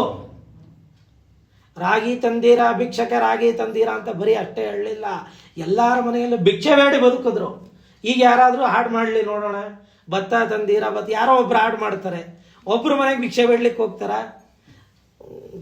ಶ್ರಾವಣ ಶನಿವಾರ ಮಕ್ಕಳನ್ನ ಇದಕ್ಕೆ ಕಳಿಸದೆ, ಗೋಪಾಳ ಇದಕ್ಕೆ ಕಳಿಸದೆ, ಕಳಿಸ್ತಾ ಇರ್ತದೆ. ತಂದೆ ತಾಯಿನೇ ಬೇಡ ಅಂತಾರೆ, ಬೇಡ ನಮ್ಮ ಕಾಲಕ್ಕಾಯ್ತು ಅಂತಾರೆ. ಆ ಮಕ್ಕಳು ಇನ್ನೂ ಇದಾಗ್ಬಿಟ್ಟಿರ್ತವೆ. ಉಪನಯನದಲ್ಲಿ ನೀನು ಗುರುಕುಲಕ್ಕೆ ಹೋಗ್ಬೇಕಪ್ಪ, ಭಿಕ್ಷೆ ಬೇಡಬೇಕು ಅಂತ ಇಷ್ಟ ಅಂದರೆ ಸಾಕು, ಗೊಳೋ ಅಂತ ಅಳ್ಳಿಕ್ಕೆ ಶುರು ಮಾಡಿಬಿಡ್ತವೆ. ಓ ಭಿಕ್ಷೆ ಬೇಡಬೇಕಂತ. ಅದರ ಮರ್ಮವೇ ಅರ್ಥ ಅಲ್ಲ. ಪಾಪ ಸಣ್ಣವರು ಇರ್ತಾರೆ, ಅರ್ಥ ಆಗಲ್ಲ, ಸರಿ, ಅದ್ರ ಪ್ರಶ್ನೆ ಬೇರೆ. ಹೀಗೆ ನಾವು ಯಾರೋ ಮಾಡಿರ್ತಕ್ಕಂಥ, ಏನೋ ಮಾಡಿರ್ತಕ್ಕಂಥ ಹಾಡುಗಳಿರ್ಬೋದು, ಕಾವ್ಯಗಳಿರ್ಬೋದು, ಅದು ಪುಣ್ಯಪ್ರದ ಅಂತ ನಾವು ಅನುಷ್ಠಾನ ಮಾಡಲಿಕ್ಕೆ ಆಗೋದಿಲ್ಲ. ಆದರೆ ನಾರಾಯಣ ಪಂಡಿತಾಚಾರ್ಯರು ಮಾಡಿರ್ತಕ್ಕಂಥ ಸುಮಧ್ವಿಜಯ ಇವತ್ತು ನಮಗೆ ಮಂತ್ರತುಲ್ಯ. ಸುಮಧ್ವಿಜಯವನ್ನು ನಿತ್ಯ 16 ಸರ್ಗಗಳನ್ನು ಪಾರಾಯಣ ಮಾಡಿ ತಾಮ್ರದ ನಾಣ್ಯವನ್ನು ಬಂಗಾರದ ನಾಣ್ಯ ಮಾಡಿರ್ತಕ್ಕಂಥವರು ವಿಷ್ಣುತೀರ್ಥರು. ಮಾದನೂರು ವಿಷ್ಣುತೀರ್ಥರು ಅಂತ ಮುಂದೆ ಶಿವರಾತ್ರಿ ದಿವಸ ಅವರ ಆರಾಧನೆ ಬರ್ತದೆ. ಪ್ರತಿನಿತ್ಯ ಅವ್ರ ಕಥೆಗಳಲ್ಲಿ ಬೇಕಾದಷ್ಟು ಬರ್ತದೆ. ಬಹಿಷ್ಕಾರ ಹಾಕಿದ್ರು, ಬಹಿಷ್ಕಾರ ಏನೂ ಇಲ್ಲ. ಅವರು ನಿತ್ಯ 16 ಸರ್ಗ ಪಾರಾಯಣ ಮಾಡ್ತಾನೇ ಇದ್ರು. 16 ಸರ್ಗ ಪಾರಾಯಣ ಮಾಡಬೇಕು. ಕಾಂತಾಯ ಕಲ್ಯಾಣ ಅಂತ ಶುರು ಮಾಡಿಬಿಟ್ರೆ ನಮಸ್ತೆ ಪ್ರಾಣೇಶ ಪ್ರಣದೇವ ಅಲ್ಲಿವರೆಗೂ ಮುಗಿಸ್ಕೊಳ್ಳೋಗೆ ಹೇಳಲೇಬೇಕು. ಹೇಳಿದರೆ ಇಟ್ಟ ತಾಮ್ರದ ನಾಣ್ಯ ಬಂಗಾರದ ನಾಣ್ಯ ಆಗ್ತಾಯಿತ್ತು. ನೀವು ಬೇಕಾದ್ರೆ ಟ್ರೈ ಮಾಡ್ರಿ, ಕಲ್ತ್ಬಿಟ್ಟು ಟ್ರೈ ಮಾಡ್ರಿ, ಆಗತ್ತೆ. ಸಿದ್ಧಿ ಪಡಿಬೇಕಷ್ಟೆ. ಸಿದ್ಧಿ ಆಗಲೇ ಹೇಳದ್ನಲ್ಲ, ಅನುಸಂಧಾನ, ಅನುಕರಣೆ, ನಿಷ್ಠೆ, ವೈರಾಗ್ಯ. ಒಂದು 100 ಕಾಯಿನ್ ಇಟ್ಬಿಟ್ಟು ಮಾಡೋಣ ಅಂತಲ್ಲ, 100 ಕಾಯಿನ್ ಇಟ್ಬಿಟ್ಟು ಬಂಗಾರದ ಮಾಡಿ ಜುಮ್ ಅಂತ ಇಟ್ಬಿಡೋಣ ಅಂತಲ್ಲ, ಆಗಲ್ಲ. ಅವರು ಒಂದು ಸಲ ಮಾಡಿದ ಮೇಲೆ ಎರಡನೇ ಸಲ ಮಾಡಲಿಕ್ಕೆ ಹೋಗಲಿಲ್ಲ. ಇದು ಮಾಡಿದ್ರೆ ಮತ್ತೆ ಸುಭಿಕ್ಷೆ ಆಗಿಬಿಡ್ತದೆ, ಮತ್ತು ಯಾರೋ ದೇವರಲ್ಲಿ ವೈರಾಗ್ಯ ಬರಲ್ಲ ಅಂತ. ವೈರಾಗ್ಯ ಬರೋದ್ರಲ್ಲಿ ನಮಗೆ ಹಣ ಬಂದು ವೈರಾಗ್ಯ ಕಡಿಮೆ ಆಗುತ್ತೆ. ಕುಂತಿದೇವಿ ಅದು ವಿಪದ ಸಂದು ಶಶ್ವತ ಅಂತ ಸದಾ ದುಃಖ ಕೊಡು ಅಂತ ಕೇಳಿದ್ಲು. ಯಾದವಾರರು ಒಂದ್ಸಲ ಹೀಗೆ ಹೋಗಿದ್ರಂತೆ, ಎಲ್ಲೋ ಹುಬ್ಬಳ್ಳಿ ಅಂತ ಕರೀತಾರೆ, ಅದು ಮೋಟ್ಗಾನ್ ಹುಬ್ಬಳ್ಳಿ. ಅಲ್ಲಿ ಶಿಷ್ಯರ ಜೊತೆ ಸಂಚಾರ ಮಾಡುವಾಗ ಎಲ್ಲ ಶಿಷ್ಯರು ಹೀಗೆ ಏನೋ ಕೆಲಸ ಮಾಡುವಾಗ ಒಂದು ದೊಡ್ಡ ಕೊಳದಪ್ಪಳೆ ತುಂಬ ಬಂಗಾರದ ನಾಣ್ಯ ಬಂಗಾರ ಎಲ್ಲ ಸಿಕ್ತಂತೆ. ಸಿಕ್ಕಿದ ಕೂಡ ಗುರುಗಳೇ ಇನ್ಮೇಲೆ ಭಾರಿ ಪಾಠ ಪ್ರವಚನ ಮಾಡ್ಕೊಂಡಿರ್ಬೋದು, ಯಾವ ಟೆನ್ಷನ್ ಇಲ್ಲ, ಒಂದೇ ಕಡೆ ಇಷ್ಟು ಹಣ ಸಿಕ್ಬಿಟ್ಟಿದೆ, ಮಾರ್ಕೊಂಡು ದುಡ್ಡು ಇಟ್ಕೊಂಡು ಅದನ್ನು ಅಲ್ಲೇ ಬಿಸಾಕು ಅಂದ್ರಂತೆ. ಬಿಸಾಕು, ಈ ಜಾಗದಲ್ಲಿ ನಾವಿರೋದು ಬೇಡ ನಡಿ ಅಂದ್ರಂತೆ. ಅದನ್ನಲ್ಲೇ ಬಿಸಾಕಿ ಆ ಜಾಗನೇ ಬಿಟ್ಟು ಹೋಗ್ಬಿಟ್ರಂತೆ. ಇವತ್ತು ನಮ್ಮಲ್ಲಿ ಸಾಧನೆಗೆ ಅಡ್ಡಿ ಬರ್ತಾ ಇರ್ತಕ್ಕಂಥ ಮೊದಲನೇ ಮೆಟ್ಲು ಯಾವುದಂದ್ರೆ ವೈರಾಗ್ಯ. ವೈರಾಗ್ಯ ಅನ್ನೋದು ಎಷ್ಟೆಷ್ಟು ಕ್ವಾಲಿಟಿ ಬೆಳೆಸ್ತಾ ಹೋಗ್ತೇವೆ ಅಷ್ಟಷ್ಟು ದೇವರು ನಮಗೆ ಸಮೀಪ ಆಗ್ತದೆ. ವೈರಾಗ್ಯ ಇಲ್ಲದೆ ನಮ್ಮಲ್ಲಿ ಯಾವ ಮೆಟ್ಟಿಲನ್ನು ಹತ್ತಲಿಕ್ಕೆ ಸಾಧ್ಯ ಇಲ್ಲ. ಕಷ್ಟ, ಅದು ತುಂಬ ಕಷ್ಟ. ಅದು ಸಾಮಾನ್ಯ. ಇದು ಮೊದಲೇ ಶಾಸ್ತ್ರವೇ ನಿರ್ಣಯ ಮಾಡಿಕೊಟ್ಬಿಟ್ಟಿದೆ. ದೇವತೆಗಳು ಪೂರ್ಣ ಪ್ರಮಾಣದಲ್ಲಿ ಅನುಷ್ಠಾನ ಮಾಡಿದೆ. ರುಚಿಯತ್ತದರ್ಧ ಮನುಷ್ಯಾಸ್ತು ದಶಭಾಗ 10% ಅಷ್ಟೇ ಅನುಷ್ಠಾನ ಮಾಡುತ್ತೇವೆ. ಆದ್ದರಿಂದಾಗಿ ನಾವು ಅನುಷ್ಠಾನ ಮಾಡೋದ್ರಲ್ಲೇ ಇಷ್ಟಿರ್ತದೆ. ನಮಗೆಲ್ಲ ಅನುಗ್ರಹ ಮಾಡಲಿಕ್ಕೋಸ್ಕರ ಈ ರೀತಿಯಾದ ಕಾವ್ಯಮಯವಾದ ಗ್ರಂಥಗಳನ್ನಾದರೂ ರಚನೆ ಮಾಡಿಕೊಟ್ಟಿದ್ದಾರೆ ನಾರಾಯಣ ಪಂಡಿತಾಚಾರ್ಯ. ಸುಮಧ್ವಿಜಯ ಅಂತ ಮಂತ್ರತುಲ್ಯ. ನೋಡಿ ಅವರ ವಂಶ ಹೇಗಿದೆ. ತ್ರಿವಿಕ್ರಮ ಪಂಡಿತಾಚಾರ್ಯರು ಅವರ ತಂದೆ, ಅವರ ಮಗ ನಾರಾಯಣ ಪಂಡಿತಾಚಾರ್ಯ. ಈ ತ್ರಿವಿಕ್ರಮ ಪಂಡಿತಾಚಾರ್ಯರ ತಂದೆ ಸುಬ್ರಹ್ಮಣ್ಯ ಶಾಸ್ತ್ರಿಗಳು ಅಂತ. ಸುಬ್ರಹ್ಮಣ್ಯ ಏನೋ ಎಷ್ಟು ಬರ್ತದೆ ಸರಿಯಾಗಿ ಅಲ್ಲ, ಸುಬ್ರಹ್ಮಣ್ಯ ಅಲ್ಲ, ಅವರೆಲ್ಲ ಅದ್ವೈತ ಪರಂಪರೆ, ಅದ್ರೊಳಗೆ ಏನು ಇದಿಲ್ಲ. ಸುಬ್ರಹ್ಮಣ್ಯ ಪಂಡಿತರು ಅಂತ, ಸುಬ್ರಹ್ಮಣ್ಯಕ್ಕೆ ಸೂರ್ಯ ಅಂತ ಸುಬ್ರಹ್ಮಣ್ಯ ಶಾಸ್ತ್ರಿಗಳು. ಹೀಗೆ ಇಡೀ ಪರಂಪರೆಯೇ ಒಂದು ಮತವನ್ನು ಅವಲಂಬಿಸಿಕೊಂಡಿರ್ತಕ್ಕಂಥದ್ದು. ಶ್ರೀಮದಾಚಾರ್ಯರ ಪ್ರಭಾವಕ್ಕೆ ಒಳಗಾಗಿ ಅವರು ಏನು ಶ್ರೀಮದಾಚಾರ್ಯರ ಮೇಲೆ ಭಕ್ತಿಯಿಂದ ಮಾಡಿಕೊಟ್ಟಿರೋ ಸ್ತೋತ್ರಗಳನ್ನು ಇವತ್ತು ನಮಗೆ ಮಂತ್ರತುಲ್ಯವಾಗಿದೆ. ವಾಯುಸ್ತುತಿ ರಥ ವಾದಿರಾಜ ಸ್ವಾಮಿಗಳಂತ ವ್ಯಾಸರಾಜ ಒಬ್ಬ ಗೃಹಸ್ಥ ಮಾಡಿದ್ದರೆ, ಗೃಹಸ್ಥರಿಗೆ ಸನ್ಯಾಸಿಗಳು ನಮಸ್ಕಾರ ಮಾಡುವಂಥ ಪದ್ಧತಿ ಇಲ್ಲ. ಎಂಥ ಗೃಹಸ್ಥರೇ ಆಗ್ಬೋದು, ಸನ್ಯಾಸಿಗಳು ನಮಸ್ಕಾರ ಮಾಡುವಾಗಿಲ್ಲ.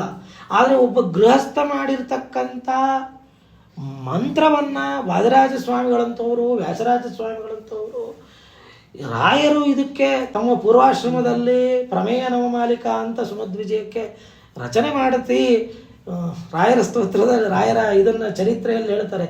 ಯಾಕೆ ರಾಯರಿಗೆ ಸರ್ವಜ್ಞ ಪೀಠ ಸಿಕ್ತು ಅಂತಂದರೆ ಶ್ರೀಮದಾಚಾರ್ಯರ ಸೇವೆಯನ್ನು ತಮ್ಮ ಪೂರ್ವಾಶ್ರಮದಲ್ಲಿ ಸುಮಧ್ವಿಜಯಕ್ಕೆ ಪ್ರಮೇಯ ನವಮಾಲಿಕ ಅಂತ ಗ್ರಂಥವನ್ನು ರಚನೆ ಮಾಡಿದ್ದರ ಫಲವಾಗಿ ಸರ್ವಜ್ಞ ಪೀಠವನ್ನು ಅವರು ಅಲಂಕರಿಸಿದ್ರು. ಅಷ್ಟು ಮಂತ್ರಸಿದ್ಧಿ ಇರತಕ್ಕಂಥ ಮಂತ್ರತುಲ್ಯವಾಗಿರ್ತಕ್ಕಂಥ ಗ್ರಂಥಗಳು. ಅದಕ್ಕೆ ಯಾತಕ್ಕೆ ಹೊರಟೆ ಅಂದರೆ ಇದು ಕೇವಲ ಕಾವ್ಯಗ್ರಂಥ ಅಲ್ಲ. ಕಾವ್ಯಗ್ರಂಥ ಅನ್ನುವ ದೃಷ್ಟಿಯಿಂದಾಗಿ ಇದನ್ನು ಓದನೆ ಹಿಂದೆ ಒಂದು ಘಟನೆಯನ್ನು ಹೇಳ್ತಾರೆ. ಬಹಳ ಹಿಂದೆ ಒಬ್ಬರು ವಿರೂಪಾಕ್ಷ ಶಾಸ್ತ್ರಿಗಳು ಅಂತಲೇ ಯಾರೋ ಹಿಂದೆ ನೀಲಕಂಠ ಭಾಳ ಹಿಂದೆ ವಿಜೇಂದ್ರ ಸ್ವಾಮಿಗಳ ಕಾಲದಲ್ಲಿ ಒಬ್ಬರು ದೊಡ್ಡ ಅದ್ವೈತಿಗಳಿದ್ರಂತೆ. ಅವರು ಹೀಗೆ ರಸ್ತೆಯಲ್ಲಿ ಹೋಗುವಾಗ ಸಣ್ಣ ಹುಡುಗ ಹೋಗ್ತಾ ಇದ್ದಂತೆ. ಆ ಹುಡುಗನ ಕರೆದ್ರಂತೆ. ಕರೆದು ನೀ ಏನು ಓದ್ತಾ ಇದೆಯಾ ಅಂದ. ನಾನು ಸುಮಧ್ವಿಜಯ ಓದ್ತಾ ಇದ್ದೀನಿ ಇನ್ನಂತೆ. ಸುಮಧ್ವಿಜಯ ಹೇಳೋ ಒಂದೆರಡು ಶ್ಲೋಕ ಅಂದರೆ ತಕ್ಷಣಕ್ಕೆ ಆ ಹುಡುಗ ಹೋಗಿ ಅಲ್ಲೇ ನದಿ ಇತ್ತಂತೆ, ಸ್ನಾನ ಮಾಡ್ಕೊಂಡ್ಬಂದು ಮಡಿಯಲ್ಲಿ ಸುಮಧ್ವಿಜಯ ಹೇಳಲಿಕ್ಕೆ ಶುರು ಮಾಡಿದ್ನು. ಅಂದರೆ ಅವಾಗ ಹೇಳಿದ್ರು, ನೋಡ್ರಿ ಅವ್ರಿಗೆ ಎಷ್ಟು ದೀಕ್ಷೆ ಇದೆ ಅಂತ ಹೇಳಿದ್ರಂತೆ. ಅಂದರೆ ಅಷ್ಟು ದೀಕ್ಷೆ ಅಷ್ಟು ಇದ್ದಾಗ ಇದು ಭಾಳ ಫಲಕಾರಿಯಾಗಿರ್ತಕ್ಕಂಥ. ಇದನ್ನು ನಿತ್ಯ ಜೀವನದಲ್ಲಿ ನಾವು ಅನುಷ್ಠಾನ ಮಾಡಿಕೊಂಡ್ಬಿಟ್ರೆ ನಮಗೆ 16 ಸರ್ಗ ಆಗದೆ ಇರೋ ದಿವಸಕ್ಕೆ 1 ಸರ್ಗ, ಒಂದು ಸರ್ಗದಲ್ಲಿ ಒಂದು 20 ಶ್ಲೋಕನಾದರೂ ನಿತ್ಯ ಪಾರಾಯಣ ಮಾಡ್ತಾ ಹೋದ್ವಿ ಅಂತಂದರೆ ಒಳ್ಳೆ ಸಿದ್ಧಿ ನಮಗೆ ತಂದು ಕೊಡ್ತಕ್ಕಂಥ ಗ್ರಂಥ ಇಂತಹ ಸುಮಧ್ವಿಜಯ. ಈ ಸುಮಧ್ವಿಜಯದಲ್ಲಿ ಭಾಳ ವೈಶಿಷ್ಟ್ಯವಾಗಿರ್ತಕ್ಕಂಥ ಇದಕ್ಕೆ ನಾರಾಯಣ ಪಂಡಿತಾಚಾರ್ಯರೇ ವ್ಯಾಖ್ಯಾನ ಮಾಡಿದ್ದಾರೆ ಭಾವಪ್ರಕಾಶಿಕ ಅಂತ. ಆ ಭಾವಪ್ರಕಾಶಿಕದಲ್ಲಿ ಅವರು ಕೊನೆಗೆ ಒಂದು ಮಾತನ್ನು ಹೇಳ್ತಾರೆ. ಈ ಸುಮಧ್ವಿಜಯನ್ನು ನಾನು ಹೇಗೆ ರಚನೆ ಮಾಡಿದೆ? ಅನೇಕ ಜಾಗಗಳನ್ನು ಸುತ್ತದೆ. ಅವರು ಶ್ರೀಮದಾಚಾರ್ಯ ನೋಡಿದವರೇ, ತಂದೆಯಿಂದ ಕೇಳಿದವರು. ಅಂದರೂ ಬಾಲ್ಯ ವಯಸ್ಸು ಹೆಚ್ಚು ಕಂಡಿರಲಿಕ್ಕಿಲ್ಲ. ಆದ್ದರಿಂದಾಗಿ ನಾನು ಅನೇಕ ಕಡೆ ಓಡಾಡಿ ಅನೇಕ ಜನರ ಬಾಯಿಯಿಂದ ಸಂಗೃಹೀತವಾಗಿರತಕ್ಕಂಥ ವಿಷಯಗಳನ್ನು ಸೆರೆದಿಟ್ಟಿದ್ದೇನೆ. ಅಲ್ಲಿ ಸೆರೆದಿಟ್ಟಿದ್ದನ್ನು ಎಷ್ಟೋ ಜನ ಹೇಳುವಾಗ ಕಂಡಿದ್ದನ್ನು ಮರೆತು ಬಿಟ್ಟಿದ್ದಾರೆ. ಎಷ್ಟೋ ಜನ ಹೇಳುವಾಗ, ಈಗ ನಿಮಗೆ ನಿಮ್ಮ ಹಿರಿಯರ ಬಗ್ಗೆ ಹೇಳ್ರಿ, ನಂಗೆ ಸ್ವಲ್ಪ ಅರಿವು ಮರವು ಏನೋ ಗೊತ್ತಿಲ್ಲ, ಸ್ಪಷ್ಟತೆ ಇಲ್ಲ ಅಂತೀವಿ. ಹಾಗೆ ಜನರು ಹೇಳುವಾಗ ಸ್ಪಷ್ಟತೆ ಇಲ್ಲದೆ ಹೇಳಿರ್ತಕ್ಕಂಥ ವಿಷಯಗಳಿದೆ, ಅದನ್ನು ನಾನು ಸಂಗ್ರಹ ಮಾಡಿಲ್ಲ ಅಂತಾರೆ. ಅದನ್ನು ಸಂಗ್ರಹ ಮಾಡಿಲ್ಲ. ಸ್ಪಷ್ಟವಾಗಿ ಯಾವನ್ನ ಹೇಳಿದ್ದಾರೆ ಅದನ್ನು ಸಂಗ್ರಹ ಮಾಡಿದ್ದೇನೆ. ಇನ್ನು ಕೆಲವು ಘಟಗಳನ್ನು ದೇವಮಾಯೆಯಿಂದಾಗಿ ಜನರಿಗೆ ವಿಸ್ಮರಣೆ ಆಗಿಬಿಟ್ಟಿದೆ. ದೇವತೆಗಳೇ ಅವರಿಗೆ ಸ್ಮರಣೆ ರಹಿತರನ್ನಾಗಿ, ಅದನ್ನು ನೋಡಿದ್ದನ್ನೆಲ್ಲ ಸ್ಮರಣೆ ಇಲ್ಲದೇ ಇರಂಗೆ ಮಾಡಿಬಿಟ್ಟಿದ್ದಾರೆ. ಅಂದರೆ ಅಷ್ಟು ಪವಾಡಗಳು ಅದನ್ನು ಹೇಳಲಿಕ್ಕೆ ಬರದೇ ಇರೋಂಗೆ.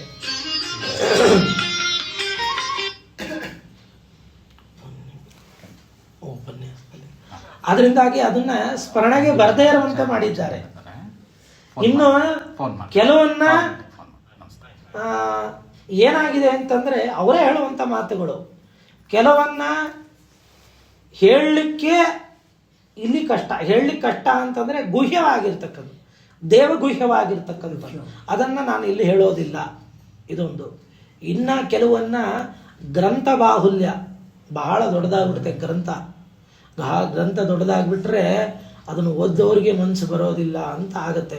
ಆದ್ದರಿಂದ ಗ್ರಂಥ ಬಾಹುಲ್ಯದ ದೃಷ್ಟಿಯಿಂದಾಗಲೂ ನಾನು ಅದನ್ನು ಹೇಳೋದಿಲ್ಲ ಅಂತ ನಾರಾಯಣ ಪಂಡಿತಾಚಾರ್ಯರೇ ತಾವು ಗ್ರಂಥ ಸಂಗ್ರಹದ ಬಗ್ಗೆ ಅಷ್ಟು ಅಥೆಂಟಿಕ್ ಆಗಿ ಹೇಳಿದ್ದಾರೆ.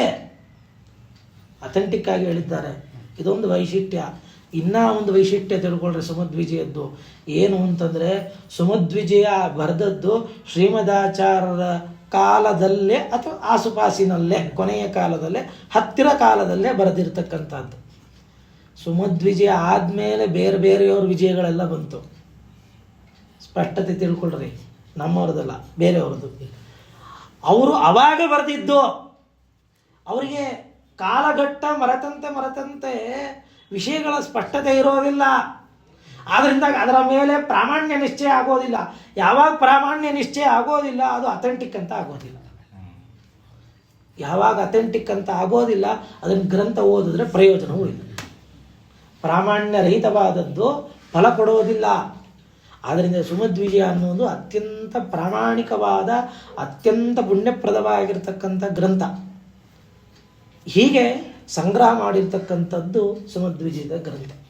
ಇದರೊಳಗೆ ಅನೇಕ ಹೇರಳವಾಗಿ ಶ್ರೀಮದಾಚಾರ್ಯರ ಸಿದ್ಧಾಂತದ ಅನೇಕ ವಿಚಾರಗಳನ್ನು ಅವರ ಬಾಲ್ಯದಿಂದ ಆರಂಭ ಮಾಡಿಕೊಂಡು ಅವತಾರ ಸಮಾಪ್ತಿಯವರೆಗೆ ನಡೆದಿರತಕ್ಕಂಥ ಅನೇಕ ಘಟನೆಗಳನ್ನು, ಪ್ರತಿವಾದ ನಿಗ್ರಹಗಳನ್ನು, ಅದ್ಭುತವಾದ ಘಟನೆಗಳನ್ನೆಲ್ಲ ನಾರಾಯಣ ಪಂಡಿತಾಚಾರ್ಯ ಸೆರೆ ಹಿಡಿದಿದ್ದಾರೆ.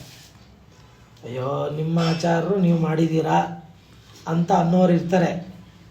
ನಿಮ್ಮ ಆಚಾರ್ಯರು ಅವ್ರು ಮಾಡಿರ್ತಾರೆ, ಏನು ದೊಡ್ಡದು. ಈಗ ನಿಮ್ಮ ಸ್ವಾಮಿಗಳು ಬಂದಾಗ ಕೂಗಲ್ವಾ? ನಿಮ್ಮ ಸ್ವಾಮಿಗಳು ಬಂದಾಗ ಕೂಗ್ತೀರಿ, ಸತ್ಯಾತ್ಮ ತೀರ್ಥ ಮಹಾರಾಜಕ್ಕೆ ಜೈ ಅಂತ ಕೂಗ್ತೀರಲ್ಲ, ನಿಮ್ಮ ಅಭಿಮಾನ ನೀವು ಕೂಗ್ತೀರಾ ಅಂತಾರೆ. ಹಾಗೆ ಅನ್ಕೋಬೇಡಿ. ಶ್ರೀಮದಾಚಾರ್ಯರ ವಿಷಯಗಳನ್ನು ನಾರಾಯಣ ಪಂಡಿತಾಚಾರ್ಯರು ಹೇಳಿರುವುದಷ್ಟೇ ಅಲ್ಲ, ಬೇರೆ ಬೇರೆ ಪುರಾಣಗಳಲ್ಲಿ ಉಕ್ತವಾಗಿರ್ತಕ್ಕಂಥದ್ದು, ವೇದಗಳಲ್ಲಿ ಪ್ರತಿಪಾದಿತವಾಗಿರ್ತಕ್ಕಂಥದ್ದು. ತೃತೀಯಾಮಸ್ಯ ಋಷಭಸ್ಯ ದೋಹಸೆ ದಶಪ್ರಮತಿಂ ಜನಯಂತ ಯೋಷಾಣ ಬಳಿತಾ ಸೂಕ್ತ ಹೇಳ್ತಾ ಇದೆ. ವಾಯುದೇವರ ತೃತೀಯ ಅವತಾರವಾಗಿರ್ತಕ್ಕಂಥದ್ದು ಶ್ರೀಮದಾಚಾರ್ಯರು ಅಂತ. ದಶಪ್ರಮತಿಗಳು ಅಂತ ಅವರಿಗೆ ಹೆಸರು. ಇದನ್ನ ವೇದ ಕೊಂಡಾಡ್ತಾ ಇದೆ. ಇದಕ್ಕಿಂತ ಇನ್ನೇನು ಪ್ರಮಾಣ ಬೇಕು ವಾಯುದೇವರ ಮೇಲೆ, ಆಚಾರ್ಯರ ಮೇಲೆ? ಅದಕ್ಕೆ ಹೇಳಿದ್ದು ಮಧ್ವ ಮತದ ಸಿದ್ಧಾಂತದ ಪದ್ಧತಿಯನ್ನು ಬಿಡಬೇಡಿ ಬಿಟ್ಟು ಕೆಡಬೇಡ. ಅದರಿಂದ ನಾವು ಬಿಟ್ವಿ ಅಂದರೆ ನಾವೇ ಕೆಟ್ವಿ, ನಾವಲ್ಲ, ವಿ ಆರ್ ಲೂಸರ್ಸ್ ಅಷ್ಟೇ. ಆದ್ದರಿಂದ ನಾವು ಸಿದ್ಧಾಂತದ ಪದ್ಧತಿಯನ್ನು ಬೇಕಾದವ್ರು ಬೇಕಾದಷ್ಟು ಆಡ್ಕೊಳ್ಳೋರು ನನಗೂ ಗೊತ್ತು, ಹೆಂಗೆ ಆಡ್ಕೊಳ್ತಾರೆ ಅಂತ ನನಗೂ ಚೆನ್ನಾಗಿ ಗೊತ್ತಿದೆ. ಏನೇನು ಆಡ್ಕೊಳ್ತಾರೆ ಅನ್ನೋದು ನನಗೂ ಸ್ಪಷ್ಟತೆ, ನಿಮಗಿಂತ ಹೆಚ್ಚು ಸ್ಪಷ್ಟತೆ ನಾನು ಬಲ್ಲೆ. ಆಡ್ಕೊಳ್ಳಿ, ಯಾವುದಕ್ಕೂ ಹಿಂಜರಿಯದೆ ನಮ್ಮ ಲಾಂಛನವನ್ನು ಎಲ್ಲ ಕಡೆಗೂ ಧರಿಸ್ಕೊಂಡು ಹೋಗೋಣ. ಇದು ಭೀಮಸೇನ ದೇವರ ಗದೆ ಇದ್ದಂಗಿದು. ಅದು ಇದ್ದಷ್ಟು ದಿವಸ ನಮಗೆ ಎಲ್ಲರೂ ಸಲ್ಯೂಟೇ ಹೊಡಿತಾರೆ, ಎಷ್ಟು ಯಾರು ಏನು ಮಾಡಲ್ಲ. ಅದರಿಂದಾಗಿ ಶ್ರೀಮದಾಚಾರ್ಯ ಸಿದ್ಧಾಂತ ಇದು ಅತ್ಯಂತ ವೈಷ್ಣವ ಶುದ್ಧವಾದ ಸಂಪ್ರದಾಯ. ನಿಮಗೆ ನಂಬ್ತಿರೋ ಬಿಡ್ತಿರೋ, ಯಾರು ತ್ರಿಪುಂಡ್ರಗಳನ್ನು ಧರಿಸ್ತಾರೆ ಅವರು ವೇದಾಧಿಕಾರಕ್ಕೋಸ್ಕರ ಉಪನಯನ ದಿವಸ ಗೋಪಿಚಂದನವನ್ನೇ ಹಚ್ಚಿಸ್ತಾರೆ. ಉಪನಯನ ದಿವಸ ಗೋಪಿಚಂದನವನ್ನೇ ಹಚ್ಚಿಸ್ತಾರೆ. ಯಾಕಂದ್ರೆ ವೇದಾಧಿಕಾರ ಸಿದ್ಧಿಗೋಸ್ಕರ ಅಂತ. ವೇದಾಧಿಕಾರ ಸಿದ್ಧಿಗೋಸ್ಕರ ಗೋಪಿಚಂದನವನ್ನೇ ಹಚ್ಚಿಸ್ತಾರೆ. ಇದು ಇವತ್ತಿಗೂ ಇರ್ತಕ್ಕಂಥ ಊರ್ಧ್ವ ಪುಂಡ್ರವನ್ನೇ ಹಚ್ಚಿಸ್ತಾರೆ. ಇದು ಇರ್ತಕ್ಕಂಥ ಸಿದ್ಧಾಂತ. ಅದಕ್ಕೆ ಹೇಳಿದ್ದು ಮಧ್ವಮತದ ಸಿದ್ಧ. ಇದು ಶ್ರೀಕೃಷ್ಣ ಪರಮಾತ್ಮ ಹಾಕಿಕೊಟ್ಟಿರ್ತಕ್ಕಂಥ ಶಂಖಚಕ್ರಗಳು ಅನ್ನೋದು ಪರಮಾತ್ಮನ ಲಾಂಛನ ಅದು. ನಮಗೊಂದು ದೇವರ ವೈಷ್ಣವ ಚಿಹ್ನೆ ಅದು, ವಿಷ್ಣುವಿನ ಚಿಹ್ನೆ ಅದು. ಅದನ್ನು ಹಾಕ್ಕೊಂಡಷ್ಟು ವಾದಿರಾಜ ಸ್ವಾಮಿಗಳು ಹೇಳ್ತಾರಲ್ಲ, ಪಾಲೆಯಲ್ಲಿ ಕಿತಂ ವಿನೋದಿತ, ಅದು ನಮ್ಮ ಹಣೆ ಬಾರದಲ್ಲಿ ಬ್ರಹ್ಮದೇವ್ರು ಏನೇನೋ ಬರೆದು ಕಳಿಸ್ಬಿಟ್ಟಿರ್ತಾರೆ. ಅದನ್ನು ಅಳಿಸ್ಬೇಕು ಅಂದರೆ ಊರ್ಧ್ವವಾಗಿ ನಾಮ ಹಚ್ಚಿಬಿಟ್ರೆ ಅದೆಲ್ಲ ಅಳಿಸ್ಬಿಟ್ಟಿರುತ್ತೆ. ಇಲ್ಲ ಅಂದರೆ ಅಂಡರ್ಲೈನ್ ಮಾಡಬೇಕಾಗುತ್ತೆ. ಅಂಡರ್ಲೈನ್ ಮಾಡೋದು ಬೇಡ. ನಮಗೆ ಒಳ್ಳೇದು ಕೆಟ್ಟದ್ದೇನಿದೆ ಅದನ್ನು ಅಳಿಸ್ಕೋಬೋದು. ರೇಖಾ ವಿಧಾತ್ರ ಕೃತ ಲೀಲಾರ್ಥಂ ಕೃತಮಪಿ, ಲೀಲೆಗೋಸ್ಕರ. ಸಣ್ಣ ಮಕ್ಕಳು ಸಣ್ಣ ಬಾಲ್ಯದಲ್ಲೇ ಲೀಲೆಗೋಸ್ಕರ ಇಲ್ಲೆಲ್ಲ ಹಚ್ಕೊಂಡ್ಬಿಟ್ಟಿರ್ತಾರೆ. ಇಲ್ಲೆಲ್ಲ ಹಚ್ಕೊಳ್ಳಿ ಬಿಟ್ಬಿಡ್ಬೇಕು. ಒಂದು ನಾಮ ಹಚ್ಚೋದು ಕಳಿಸ್ಬಿಡ್ಬೇಕು. ಇನ್ನೊಬ್ರಿಗೆ ನಾಮ ಹಾಕೋದು ಬೇಡ, ಅವನು ಹಚ್ಕೊಳ್ಳಿ ಅಷ್ಟೇ. ಅವನು ಲೀಲಾರ್ಥಂ ತಿಲಕೀಕೃತ, ಲೀಲೆಗೋಸ್ಕರನು ತಿಲಕ ಧಾರಣೆ ಮಾಡಿದ ಅಂತಂದರೆ ನಮ್ಮೆಲ್ಲ ಹಣೆಬಾರಗಳು, ದುಷ್ಟವಾದ ಹಣೆಬಾರಗಳನ್ನು ಹೋಗ್ತದೆ ಅಂತ ವಾದಿರಾಜ ಸ್ವಾಮಿ ತೀರ್ಥ ಪ್ರಬಂಧದಲ್ಲಿ ಉಲ್ಲೇಖ ಮಾಡ್ತಾರೆ ಗೋಪಿಚಂದ್ರನ ವೈಶಿಷ್ಟ್ಯವನ್ನು ಹೇಳುವಾಗ. ಇಂತಹ ಶ್ರೀಮದಾಚಾರ್ಯರ ಜೀವನ ಚರಿತ್ರೆಗಳನ್ನು, ಅವರ ಬಗ್ಗೆ ಸ್ಕಂದ ಪುರಾಣಗಳಲ್ಲಿದೆ. ಶ್ರೀಮದ್ ಅದನ್ನು ಒಂದು ಘಟನೆ ಹೇಳಿ ಶ್ರೀಮದಾಚಾರ್ಯರ ಒಂದೆರಡು ಘಟನೆಗಳನ್ನು, ಸುಮಧ್ವಿಜಯದ್ದು ಬೇಡ, ನೀವು ಓದಿರ್ತೀರಾ ಅಥವಾ ಕೇಳಿದ್ರು ಮರೆತೋಗಿರುತ್ತೆ, ಮತ್ತು ಹೇಳ್ಬೋದು, ಅದೇನು ಸಮಸ್ಯೆ ಅಲ್ಲ. ಆದರೆ ನಮಗೆ ಶ್ರೀಮದಾಚಾರ್ಯ ಮೇಲೆ ನಂಬಿಕೆ ಬೆಳಿಬೇಕಲ್ಲ, ಇನ್ನೂ ಗಟ್ಟಿಯಾಗಿ ಬೆಳಿಬೇಕಲ್ಲ, ಅದಕ್ಕೋಸ್ಕರ ತಿಳಿದುಕೊಳ್ಳೋಣ. ಶ್ರೀಮದಾಚಾರ್ಯರು ಒಮ್ಮೆ ಸ್ಕಂದ ಪುರಾಣದಲ್ಲಿ ಬರುವಂಥ ಒಂದು ಘಟನೆ, ದಂಡತೀರ್ಥ ಅಂತ ಒಂದು ಇದ್ರೊಳಗೆ, ಅಲ್ಲಿ ವರಾಹ ಕ್ಷೇತ್ರ ಶ್ರೀಮಠ್ನದಲ್ಲಿರ್ತಕ್ಕಂಥದ್ದು, ಅಲ್ಲಿ ಇವತ್ತಿಗೂ ಅದೊಂದು ದಂಡತೀರ್ಥ ಅಂತಿದೆ. ಅದರ ಬಗ್ಗೆ ಉಲ್ಲೇಖವನ್ನು ಸ್ಕಂದ ಪುರಾಣದಲ್ಲಿ ಬರತಕ್ಕಂಥದ್ದು.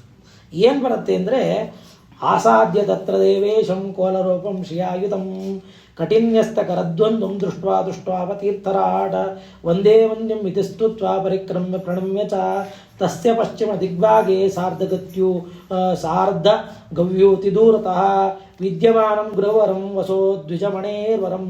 ಒಮ್ಮೆ ಶ್ರೀಮದಾಚಾರ್ಯರು ನೋಡಿ, ಸ್ಕಂದ ಪುರಾಣ ಬರೆದಿದ್ದು ವೇದವ್ಯಾಸ ದೇವರು ಬರೆದಿದ್ದು. ಪುರಾಣ ಅನಾದಿ ಕಾಲದಿಂದ ಇರ್ತದೆ, ಪರಮಾತ್ಮನ ಬುದ್ಧಿಸ್ತವಾಗಿರೋದು, ಅವೆಲ್ಲ ಸರಿ ಇರಲಿ. ಅದನ್ನಂತೂ ವೇದವ್ಯಾಸ ದೇವರು ರಚನೆ ಮಾಡಿಕೊಟ್ಟಿದ್ದಾರೆ. ವೇದವ್ಯಾಸ ದೇವರಂತೂ ಶ್ರೀಮದಾಚಾರ್ಯ ಬರೋಕ್ಕಿಂತ ಮುಂಚೆ ಇದ್ದವರ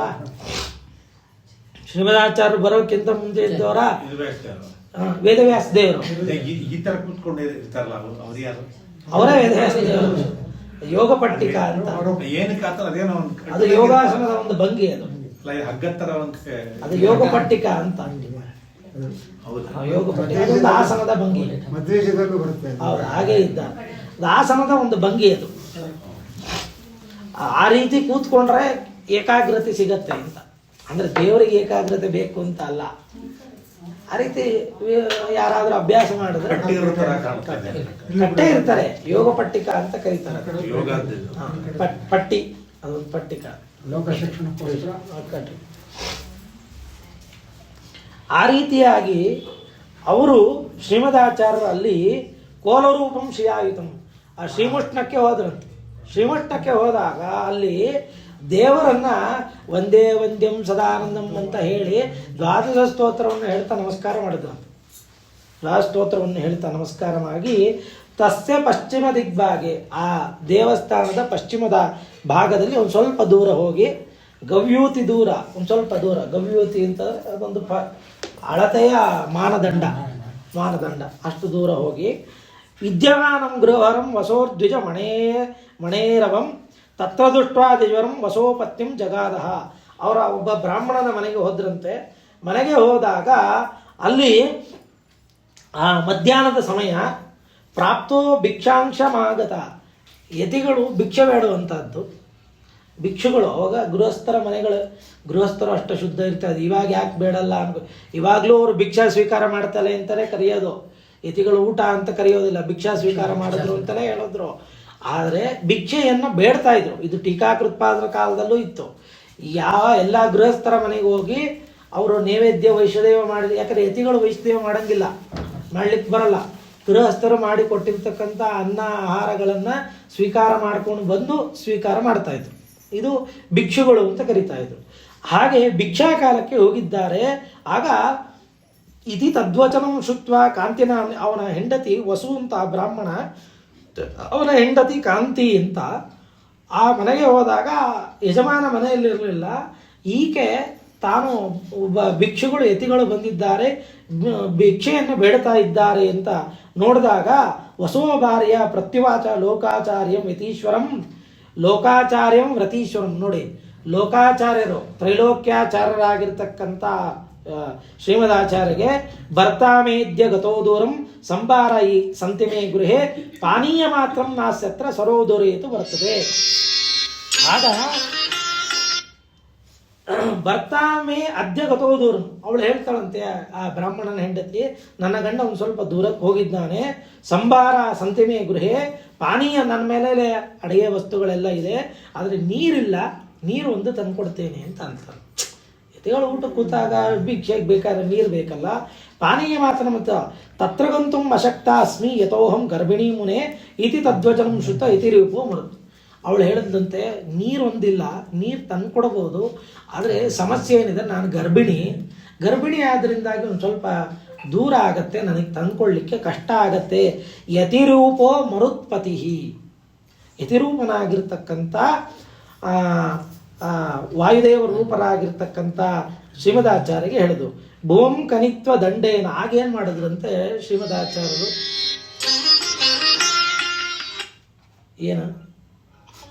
ಏನು ಇಲ್ಲ, ಇತಿ ತದ್ವಚನಂ ಶುತ್ವ ಇತಿರು ಭುವಂ ಕನಿತ್ವ ದಂಡೇನ. ಆಗ ಆ ಭೂಮಿಯನ್ನು ಶ್ರೀಮದಾಚಾರ್ಯ ಅಲ್ಲೇ ತಮ್ಮ ದಂಡದಿಂದ ಖನನವನ್ನು ಮಾಡಿದ್ರಂತೆ. ಜಲಪೂರ್ಣಂ ಸರೋವ್ಯಾದಾತ್ ತತ್ರ ಸ್ನಾನಾಧಿಕಂ ಕೃತ್ವ ಜಲಮಾನೀಯತ. ಅಲ್ಲಿ ನೀನು ಸ್ನಾನ ಮಾಡಿ ನೀರು ತೊಗೊಂಬ ಅಂದ್ರಂತೆ. ನೋಡ್ರಿ, ಹಂಗೆ ನೀರು ತೊಗೊಂಬ ಅಂತಂದಿಲ್ಲ, ಸ್ನಾನ ಮಾಡಿ ನೀರು ತೊಗೊಂಬ ಅಂತಿದ್ದೀರಿ. ಅದೊಂದು ವೈಶಿಷ್ಟ್ಯ. ಮಡಿ ಮಾಡಬೇಕು ಬೇಡ ಅಂತ ಕನ್ಫ್ಯೂಷನ್ ಇರ್ತದೆ ನಮಗೆ. ಮಡಿ ಮಾಡಬೇಕು ಅನ್ನೋ ಸಿದ್ಧ ಆಗತ್ತೆ. ಅದರಿಂದ ಜಲಮಾನೀಯ ಬರಲ್ಲ. ಸ್ಕಂದ ಪುರಾಣದ ಗರ್ಭಿಣಿ ಸ್ತ್ರೀಯರಿಗೂ ಶ್ರೀಮುಷ್ಣುನಲ್ಲಿ ಇಲ್ಲ, ಇದೆ ಇದು ಸುಮಧ್ವಿಜಯದಲ್ಲಿ ಬರುವಂತಹದ್ದಲ್ಲ, ಅಲ್ಲಿ ಕೊಟ್ಟಿರ್ತಕ್ಕಂಥ ಒಂದು ವಿಚಾರ. ಆದ್ರೆ ಅದಕ್ಕೆ ಸಂಬಂಧಪಟ್ಟಿದ್ದಲ್ಲೇ ಅಡಿ ಟಿಪ್ಪಣಿಗಳಲ್ಲಿ ಇರ್ತಕ್ಕಂಥದ್ದು. ಇತ್ಯುಕ್ತ ತೇನ ಗುರುಣ ಬ್ರಾಹ್ಮಣಿ ಸಾ ಪತಿವ್ರತ ತಥೋ ಜಲಂ ಸಮಾನೀಯ ತಸ್ಯಾಂ ಭಿಕ್ಷಾಂ ದದೋ ಶುಭ ಭಿಕ್ಷಾಮಾದ ಹೃಷ್ಟಾತ್ಮ ಸರಶ್ಚ ವರಂ ದದೋ ಮಾಘಮಾಸೇ ಸಿದೇವಿಕ್ಷ ನವಮ್ಯಾಂ ಭೌಮವಾಸರೆ ಭರ್ಗೋದಯೇ ಕೃತಸ್ನಾನ ಸುಜನಾ ಸರಸೀಹಯೇ ಕೋಲೂಪಂ ಹರಿಮ್ನತ್ವ ಸುವಂತಿ ಪೃಥಿವೀತಲೆ ನೂನಂ ಭವತಿ ದೇವ ನಾತ್ರಕಾರ್ಯ ವಿಚಾರಣ. ಆಗ ಅಲ್ಲಿ ಹೋಗಿ ಸ್ನಾನ ಮಾಡ್ಕೊಂಡು ನೀರು ತಂದಂತೆ.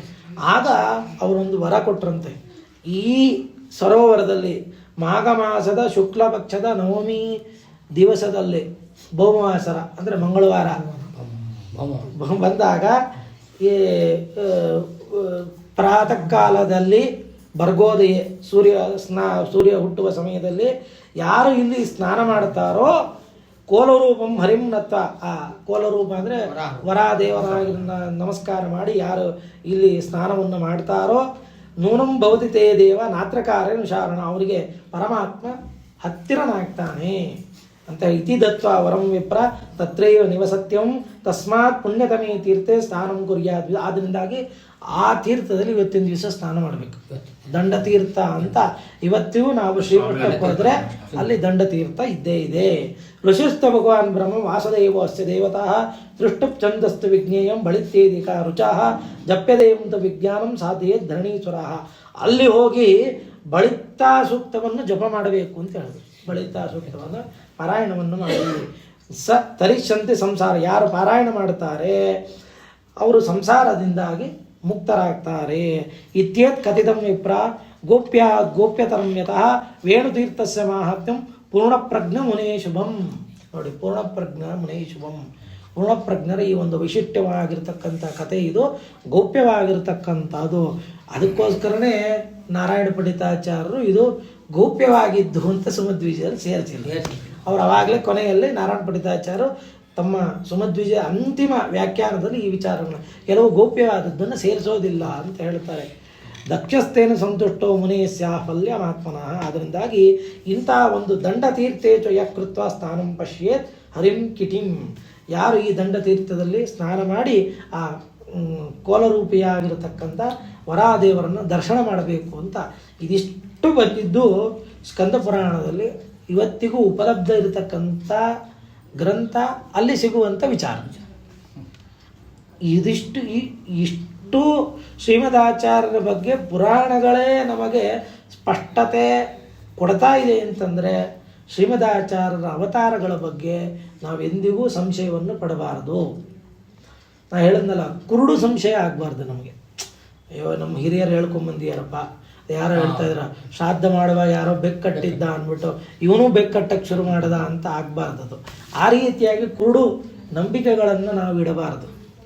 ಪರೀಕ್ಷೆ ಮಾಡಿ, ಪರೀಕ್ಷೆ ಈ ಮತ್ತು ಶ್ರೀಮದಾಚಾರ್ಯ ಪರೀಕ್ಷೆ ಮಾಡ ಶಾಸ್ತ್ರಗಳನ್ನು ಅಲ್ಲಲ್ಲಲ್ಲಿ ವಿಚಾರಗಳನ್ನು ತಿಳಿದುಕೊಂಡು ದೃಢವಾದ ನಿಶ್ಚಯದಿಂದಾಗಿ ನಾವು ಪ್ರವೃತ್ತರಾಗ್ತೀವಿ.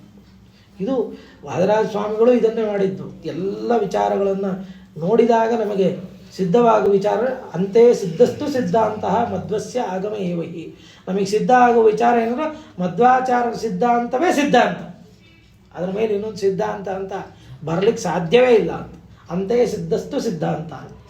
ಅದರಿಂದ ಆಚಾರ್ಯರ ಮಾತು ಅಂತಂದರೆ ಅದು ಸುಪ್ರೀಂ ಕೋರ್ಟ್ ಅಲ್ಲ, ಅದಕ್ಕಿಂತ ಯಾವ ಕೋರ್ಟ್ ಯಾವ್ದಾದ್ರು ಇಲ್ಲ.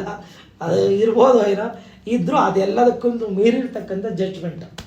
ಶ್ರೀಮದಾಚಾರ್ಯ ಹೇಳಿದ್ದಾರೆ ಅಂತಂದ್ರೆ ಮುಗೀತು, ಫೈನಲ್ ಜಡ್ಜ್ಮೆಂಟ್. ಶ್ರೀಮದಾಚಾರ್ಯ ಎಲ್ಲೂ ನನ್ನ ಮಾತು ಅಂತ ಹೇಳೋದಿಲ್ಲ, ಅದೊಂದು ಸ್ವಾರಸ್ಯ. ಶ್ರೀಮದಾಚಾರ್ಯ ಎಲ್ಲೂ ಇದು ನನ್ನ ಮಾತು ಅಂತ ಹೇಳೋದಿಲ್ಲ. ಅದರಿಂದಾಗಿ ಶ್ರೀಮದಾಚಾರ್ಯ ಹೇಳುವಂಥದ್ದೆಲ್ಲವೂ ಅಲ್ಲಲ್ಲಲ್ಲಿ ವೇದವ್ಯಾಸ ದೇವರು ವೇದಗಳು, ಶ್ರುತಿಗಳು, ಸ್ಮೃತಿಗಳು, ಪುರಾಣ ಗ್ರಂಥಗಳು ಏನೇನೇನನ್ನ ಹೇಳಿದೆ ಅದನ್ನು ಅಲ್ಲಿ ತಾವು ನಿರ್ಣಯ ಮಾಡಿ ಕೊಡ್ತಾರೆ. ಈ ಪರಮಾತ್ಮನ ವಾಕ್ಯಕ್ಕೆ ಹೀಗೆ ಅರ್ಥ, ಹೀಗೆ ಅರ್ಥ, ಹೀಗೆ ತಿಳ್ಕೊಳ್ರಿ, ಹೀಗೆ ತಪ್ಪಾಗಿ ತಿಳಿಬೇಡ್ರಿ, ತಪ್ಪಾಗಿ ತಿಳಿದು ತಪ್ಪಾದ ಹಾದಿಯಲ್ಲಿ ಹೋಗಬೇಡಿ, ಹೀಗೆ ಅರ್ಥವನ್ನು ಮಾಡಿಕೊಳ್ಳಿ ಅಂತ ಅನೇಕ ವೇದವ್ಯಾಸದೇವರ ಮಾತಿಗೆ ವೇದವ್ಯಾಸದೇವರ ಮಾತುಗಳಿಂದಲೇ ಉತ್ತರವನ್ನು ಕೊಡ್ತಾರೆ. ಇದು ನನ್ನ ಮಾತು ನಂಬಿ ಅಂತ ಎಲ್ಲೂ ಶ್ರೀಮದಾಚಾರ್ಯರು ಕೇಳ್ರಿ ಅಂತ ಹೇಳುತ್ತಾ ಇಲ್ಲ. ಇದು ವೇದವ್ಯಾಸದೇವರಿಗೆ ಅಭಿಪ್ರೇತವಾದ ಮಾತು, ವೇದವ್ಯಾಸದೇವರಿಗೆ ಅಭಿಪ್ರೇತವಾದ ಮಾತು ಅಂತ ಇದನ್ನು ಸ್ಪಷ್ಟವಾಗಿ ಹೇಳಿಕೊಡ್ತಾರೆ. ಇಷ್ಟು ಶ್ರೀಮದಾಚಾರ್ಯರ ಅದ್ಭುತವಾಗಿರ್ತಕ್ಕಂಥ ಸಿದ್ಧಾಂತ ಅಂತಂದರೆ ಅದನ್ನು ಅಲ್ಲಿ ಇಳಿಬೇಕು ನಾವು. ಇಳಿದಾಗಲೇ ಹೇಳೋಣ, ಇಲ್ಲ ಅಂದರೆ ಮಧ್ವನವಮಿ ಹುಳಿ ಅನ್ನಕ್ಕೆ ಅಲ್ಲಿಗೆ ಹೋಗ್ಬಿಡುತ್ತೆ. ನಾನು ವೇದಾಚಾರ್ಯದು ಒಂದು ವಾಕ್ಯ ಜ್ಞಾಪಕ ಬರುತ್ತೆ. ಆನಂದೇ ಸುಮುಖ ಭೂಷಿತ ರೂಪಾಂತರ ನಿರ್ಣಯೇನ ಅಂತ ಹೇಳಿ, ನಿರ್ಣಯೇನ ಅಂತ ಹೇಳಿ ಅಲ್ಲಿ ಜಿಜ್ಞಾಸ ಮಾಡಿ ಸರಿಯಾಗಿ ತಿಳ್ಕೊಂಡು ಪ್ರವೃತ್ತರ ನಿರ್ಣಯಾತ್ಮಕವಾಗಿ ತಿಳ್ಕೊಳ್ಳಿ. ಅಷ್ಟು ಅನೇಕ ಗ್ರಂಥಗಳನ್ನು, ಒಂದು ಎರಡು ಅಲ್ಲ, ಅನೇಕ ಅನುವ್ಯಾಖ್ಯಾನದಂಥ ಮಹದ್ಗ್ರಂಥ ಇರ್ಬೋದು, ಅಣುಭಾಷ್ಯದಂಥ ಸಣ್ಣ ಪುಟ್ಟ ಗ್ರಂಥ. ಅಣುಭಾಷ್ಯಕ್ಕಿಂತ ಕಂದುಕಸ್ತುತಿ ಇತ್ಯಾದಿಗಳು ಸಣ್ಣ ಸಣ್ಣ ಒಂದೆರಡು ಶ್ಲೋಕಗಳು ಇತ್ಯಾದಿಗಳಿದೆ. ಅದರ ಅಣುಭಾಷ್ಯ ಅನ್ನುವುದು ಅತ್ಯಂತ ಎಷ್ಟು ತಂತ್ರಸಾರ ಇರ್ಬೋದು, ತಂತ್ರಸಾರವನ್ನು ಪಾರಾಯಣ ಮಾಡಿದ್ರೆ ಸಾಕು ಫಲ ಬರ್ತದೆ ಅಂತ ಇದೆ. ಗ್ರಂಥೋಯಂ ಪಾಠ ಮಾತ್ರೇಣ ಸಕಲಾಭಿಷ್ಟ ಸಿದ್ಧಿತ ಕಿಮು ಜ್ಞಾನಾತ್ ಅನುಷ್ಠಾನಾತ್ ಉಭಯಸ್ಮಾತ್ ಪುನಃ ಕಿಮ್ ಅಂತ ಹೇಳಿದ್ದಾರೆ. ಗ್ರಂಥವನ್ನು ಪಾರಾಯಣ ಮಾಡಿದ್ರೆ ಸಾಕಂತ. ಶ್ರೀಮದಾಚಾರ್ಯರ ಗ್ರಂಥಗಳನ್ನು ಪಾರಾಯಣ ಮಾಡಿದ್ರು ಅಷ್ಟು ಪುಣ್ಯವನ್ನು ಹೇಳಿದ್ದಾರೆ. ಆದ್ದರಿಂದಾಗಿ ಅಂತಹ ಸಿದ್ಧಾಂತದಲ್ಲಿ ನಾವು ಬಂದಿದ್ದೇವೆ ಅನ್ನೋದೇ ಏನೋ ಒಂದು ಜನ್ಮಾಂತರದ ಪುಣ್ಯ. ಆ ಪುಣ್ಯ ದೇವರು ಕೊಟ್ಟಿದ್ದಾನೆ. ಅದು ಇನ್ನೊಂದು ಜನ್ಮಕ್ಕೂ ಸಿಕ್ಕಿ ಸಾರ್ಥಕ ಆಗುವಂತೆ ಬದುಕಬೇಕಷ್ಟೆ. ಉಳಿದಿರೋದು ಅಷ್ಟೇ. ನಮ್ಮ ಮೇಲೆ ದೇವರು ಕಳಿಸಿದ್ದಾನೆ, ಕಳಿಸಿದ ಮೇಲೆ ನಿಂದೇನು ಡ್ಯೂಟಿ ಅಂತ ಕೇಳ್ತಾ ಇದ್ದಾರೆ. ಆದರೆ ನಾವು ಮಾಡಬೇಕಾದಿಷ್ಟೇ, ಒಂದು ಶ್ರೀಮದಾಚಾರ್ಯ ಗ್ರಂಥಗಳನ್ನು ಪುರುಷೋತ್ತು ಮಾಡಿಕೊಂಡು ಅಧ್ಯಯನ ಮಾಡಲಿಕ್ಕೆ ಪ್ರಯತ್ನ ಮಾಡಬೇಕು. ಪುರುಷೋತ್ತಿಲ್ಲ ಅನ್ನೋದು ಒಂದು ದೊಡ್ಡ ಅದು ಸಮಸ್ಯೆ ಇದೆ, ಆ ಕಾರಣ ಅಲ್ಲ. ಪುರುಷೋತ್ತು ಮಾಡಿಕೊಂಡು ಮಾಡಬೇಕು.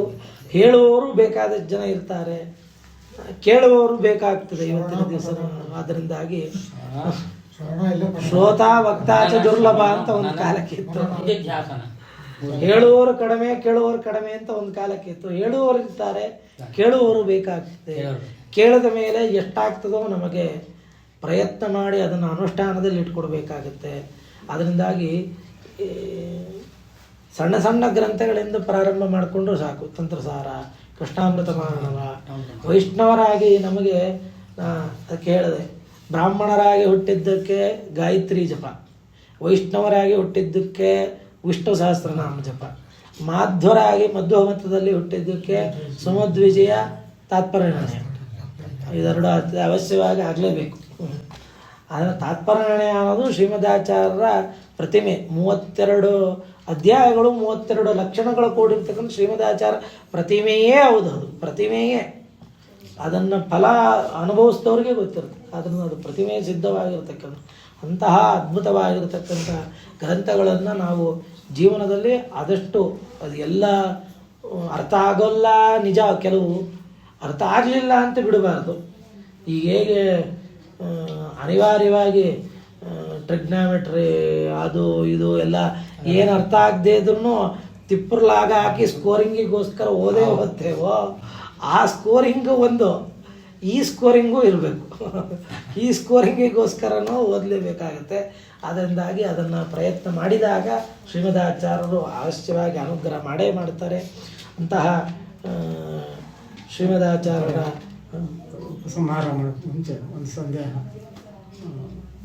ಚರಣಾಂಬೋಜ ಇದರಲ್ಲಿ ಪರಮಾತ್ಮನ ಕಾಲುಗಳನ್ನ ಕಮಲಕ್ಕೆ ಹೋಲಿಸಿದ್ದಾರೆ. ಅದು ಕೋಮಲತೆ ಮತ್ತು ಸುಕುಮಾರತ್ವ ಇಷ್ಟಾದಿ ಗುಣಗಳನ್ನು ಪ್ರತಿಪಾದಿಸ್ಕೋಸ್ಕರ ಸುಮಧ್ವೇಜದಲ್ಲಿ ಒಂದು ಶ್ಲೋಕ ಬರುತ್ತೆ. ಅಲ್ಲಿ ಸುಕುಮಾರ ತಲಾಂಗುಲಿ ಮತಯೋ ತದಯೋಸ್ತೆ ನಿಗೂಢ ಉಲ್ಪಯೋ ಉಪಮಾನ ಮಹೋ ನ ಲಭ್ಯತೆ ಕವಿವರ್ಯಹಿ ಇತರೇತರ ಅಂತ. ಅಂದರೆ ಅಲ್ಲಿ ಪರಮಾತ್ಮನ ಪಾದಗಳಿಗೆ ಉಪಮಾನನೇ ಇಲ್ಲ ಅಂತ ಹೇಳ್ತಾರೆ. ಉಪಮಾನ ಸಿಗೋದೇ ಇಲ್ಲ, ಯಾಕೆಂದರೆ ಸರ್ವೋತ್ತಮ ಇದು ಉಪಮಾನ ಇಲ್ಲ ಅಂತ. ಆದರೆ ಇಲ್ಲಿ ಕಮಲಕ್ಕೆ ಹೋಲಿಸ್ತಾ ಇದ್ದಾರಲ್ಲ, ಇದೇನಾದ್ರು ಗೌಣ ಪ್ರಯೋಗ ಅಷ್ಟೆ. ಗೌಣ ಪ್ರಯೋಗ ನಮಗೆ ಅರ್ಥ ಆಗ್ಬೇಕು. ಈಗ ನೀವು ಹೇಳ ದೇವರು ಪಾದ ಅಂತಂದರೆ ಒಂದು ಆಕಾರ ನೋಡಬೇಕು. ಆಕಾರ ಈ ಫೋಟೋ ಇಟ್ಕೊಂಡೆ ಪೂಜೆ ಮಾಡಬೇಕು, ಪ್ರತಿಮೆ ಇಟ್ಕೊಂಡು ದೇವರ ಅಲ್ಲ, ಅದರೊಳಗೆ ದೇವರಿದ್ದಾನೆ, ಅವನ ರೂಪ ನಾವು ಕಂಡು. ಹಾಗೆ ಗೌಣವಾದ ಉಪಮಾನ ಅಷ್ಟೆ. ಅಷ್ಟಾದರೂ ಕೊಟ್ಟು ಉಪಾಸನೆ ಮಾಡಿಕೊಳ್ಳಿಕ್ಕಾಗತ್ತೆ ಅಂತ. ಅದೇನು ಅಷ್ಟೇ ಅಷ್ಟೇ ಅಷ್ಟೇ ಅಷ್ಟೇ. ಅಂದಾಗಿ ನಮಗೆ ಶುಭಾನ್ ಧ್ಯಾಯಂತಿ ಏಕಾಮಾನ್ ಗುರುದೇವ ಪ್ರಸಾದದಾನ್ ಇತರಾನ್ ಆತ್ಮಪಾಪೋತ್ತಾನ್ ತೇಷಾಂ ವಿದ್ಯಾವಲ. ಇದು ಶ್ರೀಮದಾಚಾರ್ಯರು ಕೊಡುವಂಥ ತಂತ್ರಸಾರದಲ್ಲಿ ಕೊಡುವಂಥ ಒಂದು ಮಾತು. ಶುಭಾನ್ ಧ್ಯಾಯಂತಿ ಏಕಾಮಾನ್ ಗುರುದೇವ. ನಮಗೇನಾದರೂ ಶಾಸ್ತ್ರಜ್ಞಾನ ಆಯಿತು, ಒಳ್ಳೆಯದಾಯಿತು, ಮತ್ತೊಂದಾಯಿತು, ಇದಾಯಿತು ಅಂತ ಆಯಿತು ಅಂತಾದರೆ ಅದು ಗುರುಗಳ ಅನುಗ್ರಹದಿಂದ ಅಂತ ತಿಳ್ಕೊಬೇಕಂತ. ಈ ಥರ ಏನಾದರೂ ಕೆಟ್ಟದ್ದಾಯಿತು, ಏನಾದರೂ ಒಳಿತಲ್ಲದೆ ಇರತಕ್ಕಂಥದ್ದು ಕೆಡಕಾಯಿತು ಅಂದರೆ ಅದೆಲ್ಲ ನನ್ನ ಪಾಪದಿಂದ ಅಂತ. ಈ ರೀತಿ ಯಾರು ತಿಳ್ಕೊಂಡು ತೇಷಾಂ ವಿದ್ಯಾ ಫಲಿಷ್ಯತೆ, ಅವನಿಗೆ ಮಾತ್ರ ವಿದ್ಯೆ ಫಲ ಕೊಡ್ತದಂತೆ. ಅದರಿಂದಾಗಿ ಇಂಥ ಒಂದು ಅದ್ಭುತವಾದ ಮಾತನ್ನು ಶ್ರೀಮದಾಚಾರ್ಯರು ಶುಭಾನ್ ಧ್ಯಾಯಂತಿ ಏಕಾಂ ಗುರುದೇವ ಇತರಾನ್ ಆತ್ಮಪಾಪ. ನಮಗೆ ಶಾಸ್ತ್ರದ ವಿದ್ಯೆ ಫಲ ಕೊಡಬೇಕು ಅಂದರೆ ಈ ರೀತಿ ಚಿಂತನೆಗಳನ್ನೂ ಮಾಡಬೇಕು. ಈ ರೀತಿ ಚಿಂತನೆಗಳನ್ನು ಮಾಡಿ ದೇವರ ಸರ್ವೋತ್ಕೃಷ್ಟವಾಗಿರ್ತಕ್ಕಂಥ ಗುಣಗಳ ಚಿಂತನೆ ನಮಗೆ ಎಷ್ಟೆಲ್ಲ ಬರದೇ ಇದ್ರು ಅವರು ಹೇಳಿರ್ತಕ್ಕಂಥಾದರೂ ಒಂದೆರಡು ಅಲ್ಪಗಳು ಓಂ ಅಥಾತು ಬ್ರಹ್ಮ ಜಿಜ್ಞಾಸಾಮೋ ಅಂತ ಅಷ್ಟೇ ಹೇಳುವಾಗಲೇ ಬ್ರಹ್ಮ ಅನ್ನೋ ಶಬ್ದಕ್ಕೆ ಏನಂತ ಅರ್ಥ ಮಾಡಿದ್ದಾರೆ ಅನ್ನೋದಾದರೂ ಒಂದೆರಡು ಗುಣಗಳಾದರೂ ನಮಗೆ ಅಲ್ಲಲ್ಲಿ ಉಪಾಸನೆಗೆ ಬಂದರೆ ಅದೇ ನಿಜವಾದ ದೇವರ ಪೂಜೆ, ಅದೇ ನಿಜವಾದ ದೇವರ ಪೂಜೆ. ಅದರಿಂದಾಗಿ ದೇವರು ಅಷ್ಟು ನಮ್ಮನ್ನು ಬಂದು ರಕ್ಷಣೆ ಮಾಡ್ತಾನೆ ಯಾವಾಗ ಇಂತಹ ವಾಯುದೇವನ ಮತವನ್ನು ಅವಲಂಬಿಸಿದ್ದಾಳೆ. ಅದಕ್ಕೆ ದೇವರು ಎಲ್ಲ ಮತದಲ್ಲೂ ಎಲ್ಲ ಅವತಾರಗಳು ವಾಯುದೇವರನ್ನು ನಂಬಿದವರಿಗೆ ಹನುಮನ ಮತವನ್ನು ನಂಬಿದ ಸುಗ್ರೀವ ಹನುಮನ ನಂಬದ ವಾಲಿಯು ಬಿದ್ದ. ಅದರಿಂದಾಗಿ ಇದು ಒಂದು. ಭೀಮಸೇನ ದೇವರನ್ನು ನಂಬಿದ್ದಕ್ಕೆ ಪಾಂಡವರಿಗೆ ಜಯವಾಯಿತು. ಆದ್ದರಿಂದ ಹನುಮನ ನಂಬಿದ್ದಕ್ಕೆ ಸುಗ್ರೀವಾದಿಗಳಿಗೆ ಜಯವಾಯಿತು. ಶ್ರೀಮದಾಚಾರ್ಯರನ್ನು ನಂಬಿದವರಿಗೆ ನಮಗೆಲ್ಲರಿಗೂ ಜಯ ಆಯಿತು. ಅದರಿಂದಾಗಿ ಈ ಟೀಕಾಕೃತ್ಪಾದ ಅದಕ್ಕೆ ಈ ಗೀತೆ ಅನ್ನೋದು ಜಯ ಗ್ರಂಥ ಅಂತ. ಜಯ 18 ಅಧ್ಯಾಯಗಳು. ಅದರಿಂದಾಗಿ ಅದಕ್ಕೆ ನಿಮಗೆಲ್ಲರಿಗೂ ಜಯವಾಗಲಿ ಅಂತ ಶ್ರೀಮದಾಚಾರ್ಯರು ಗೀತಾಭಾಷ್ಯವನ್ನು ಮೊದಲು ಬರೆದಿದ್ದರು. ಪರಮಾತ್ಮನ ಮಾತಿಗೆ ಅರ್ಥಗಳನ್ನು ಬರೆದದ್ದು ಗೀತಾಭಾಷ್ಯ, ಎಲ್ಲರಿಗೂ ಜಯ ಸಿಗಲಿ ಅಂತ. ಅದರಿಂದಾಗಿ ಅಷ್ಟು ಅದ್ಭುತವಾಗಿರ್ತಕ್ಕಂಥ ಶಾಸ್ತ್ರ ಪ್ರಮೇಯಗಳನ್ನು ತಿಳಿಸಿ ಶ್ರೀಮದಾಚಾರ್ಯರು ನಮಗೆಲ್ಲರಿಗೂ ಮೋಕ್ಷ ಮಾರ್ಗವನ್ನು ತೋರಿಸಿಕೊಟ್ಟಿದ್ದಾರೆ. ನಾವಿನ್ನು ಅಂಬೆಗಾಲು ಇಡೋದೊಳಗೆ ಇದ್ದೇವೆ, ಎದ್ದು ನಡಿಲಿಕ್ಕೆ ಆಗ್ತಾ ಇಲ್ಲ. ನಮ್ಮನ್ನು ಎದ್ದು ನಡೆಸಬೇಕಾದವರು ಅವರೇ. ಎದ್ದು ನಡೆಸಿ ಕೈ ಹಿಡಿದು ನಡೆಸಿ ಅಂತಹ ಮಾರ್ಗದಲ್ಲಿ ಕರ್ಕೊಂಡು ಹೋಗಲಿ. ಇದೊಂದು ಜನ್ಮಕ್ಕೆ ಸಾಧನೆ ಆಗುತ್ತೋ, ಇನ್ನೊಂದು ಜನ್ಮಕ್ಕಾಗುತ್ತೋ, ಎಲ್ಲ ಜನ್ಮಗಳಲ್ಲೂ ನಮಗೆ ಶ್ರೀಮದಾಚಾರ್ಯರ ಮತದಲ್ಲೇ ಹುಟ್ಟುವಂಥ ಅನುಗ್ರಹ ಆ ಆಚಾರ್ಯರು ಮಾಡಲಿ ಅಂತ ಒಂದೆರಡು ಮಾತುಗಳನ್ನು ಮುಗಿಸ್ತೇನೆ. ಹರಿಯನ್ನು ಶ್ರೀಕೃಷ್ಣ ಅರ್ಪಣ. ಅನೇನ ಭಾವಿಯತ್ಪನ್ನ ತದವಾಪ್ನೋದು ಗುರುನ.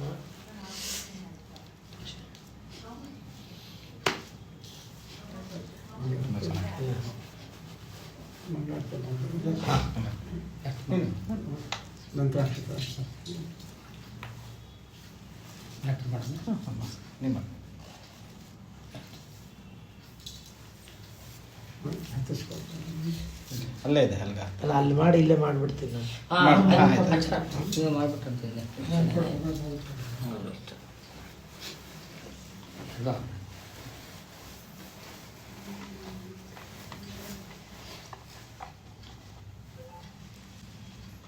ಅನೇಕ ವಿಶೇಷ ವಿಚಾರಗಳನ್ನೆಲ್ಲ ತಿಳಿಸ್ಕೊಟ್ಟಿದ್ದೇನೆ ನಮಗೆ. ಧಾರವಾಡ ನಡೆಸ್ತಾನೆ.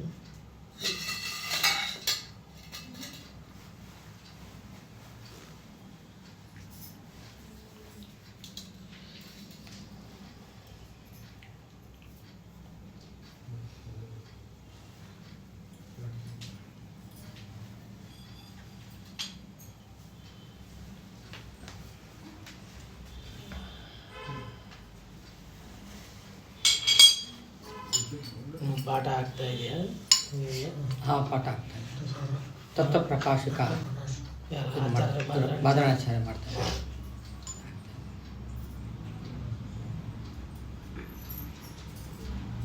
ಪುಸ್ತಕ ಸಿಕ್ತಿಲ್ಲ ನನಗೆ, ಅದೊಂದೇ ಏನು ಪುಸ್ತಕ ಸಿಕ್ಕಿಲ್ಲ. ಕಳಿಸಿದ್ದು ಹೇಳ್ತಾ ಇದ್ದೆ PDF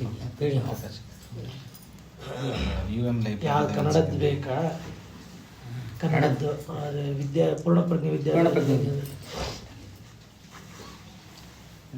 ಚೆನ್ನಾಗಿದೆ, ವೆರಿ ಡೀಟೇಲ್ ಅನುವಾದ.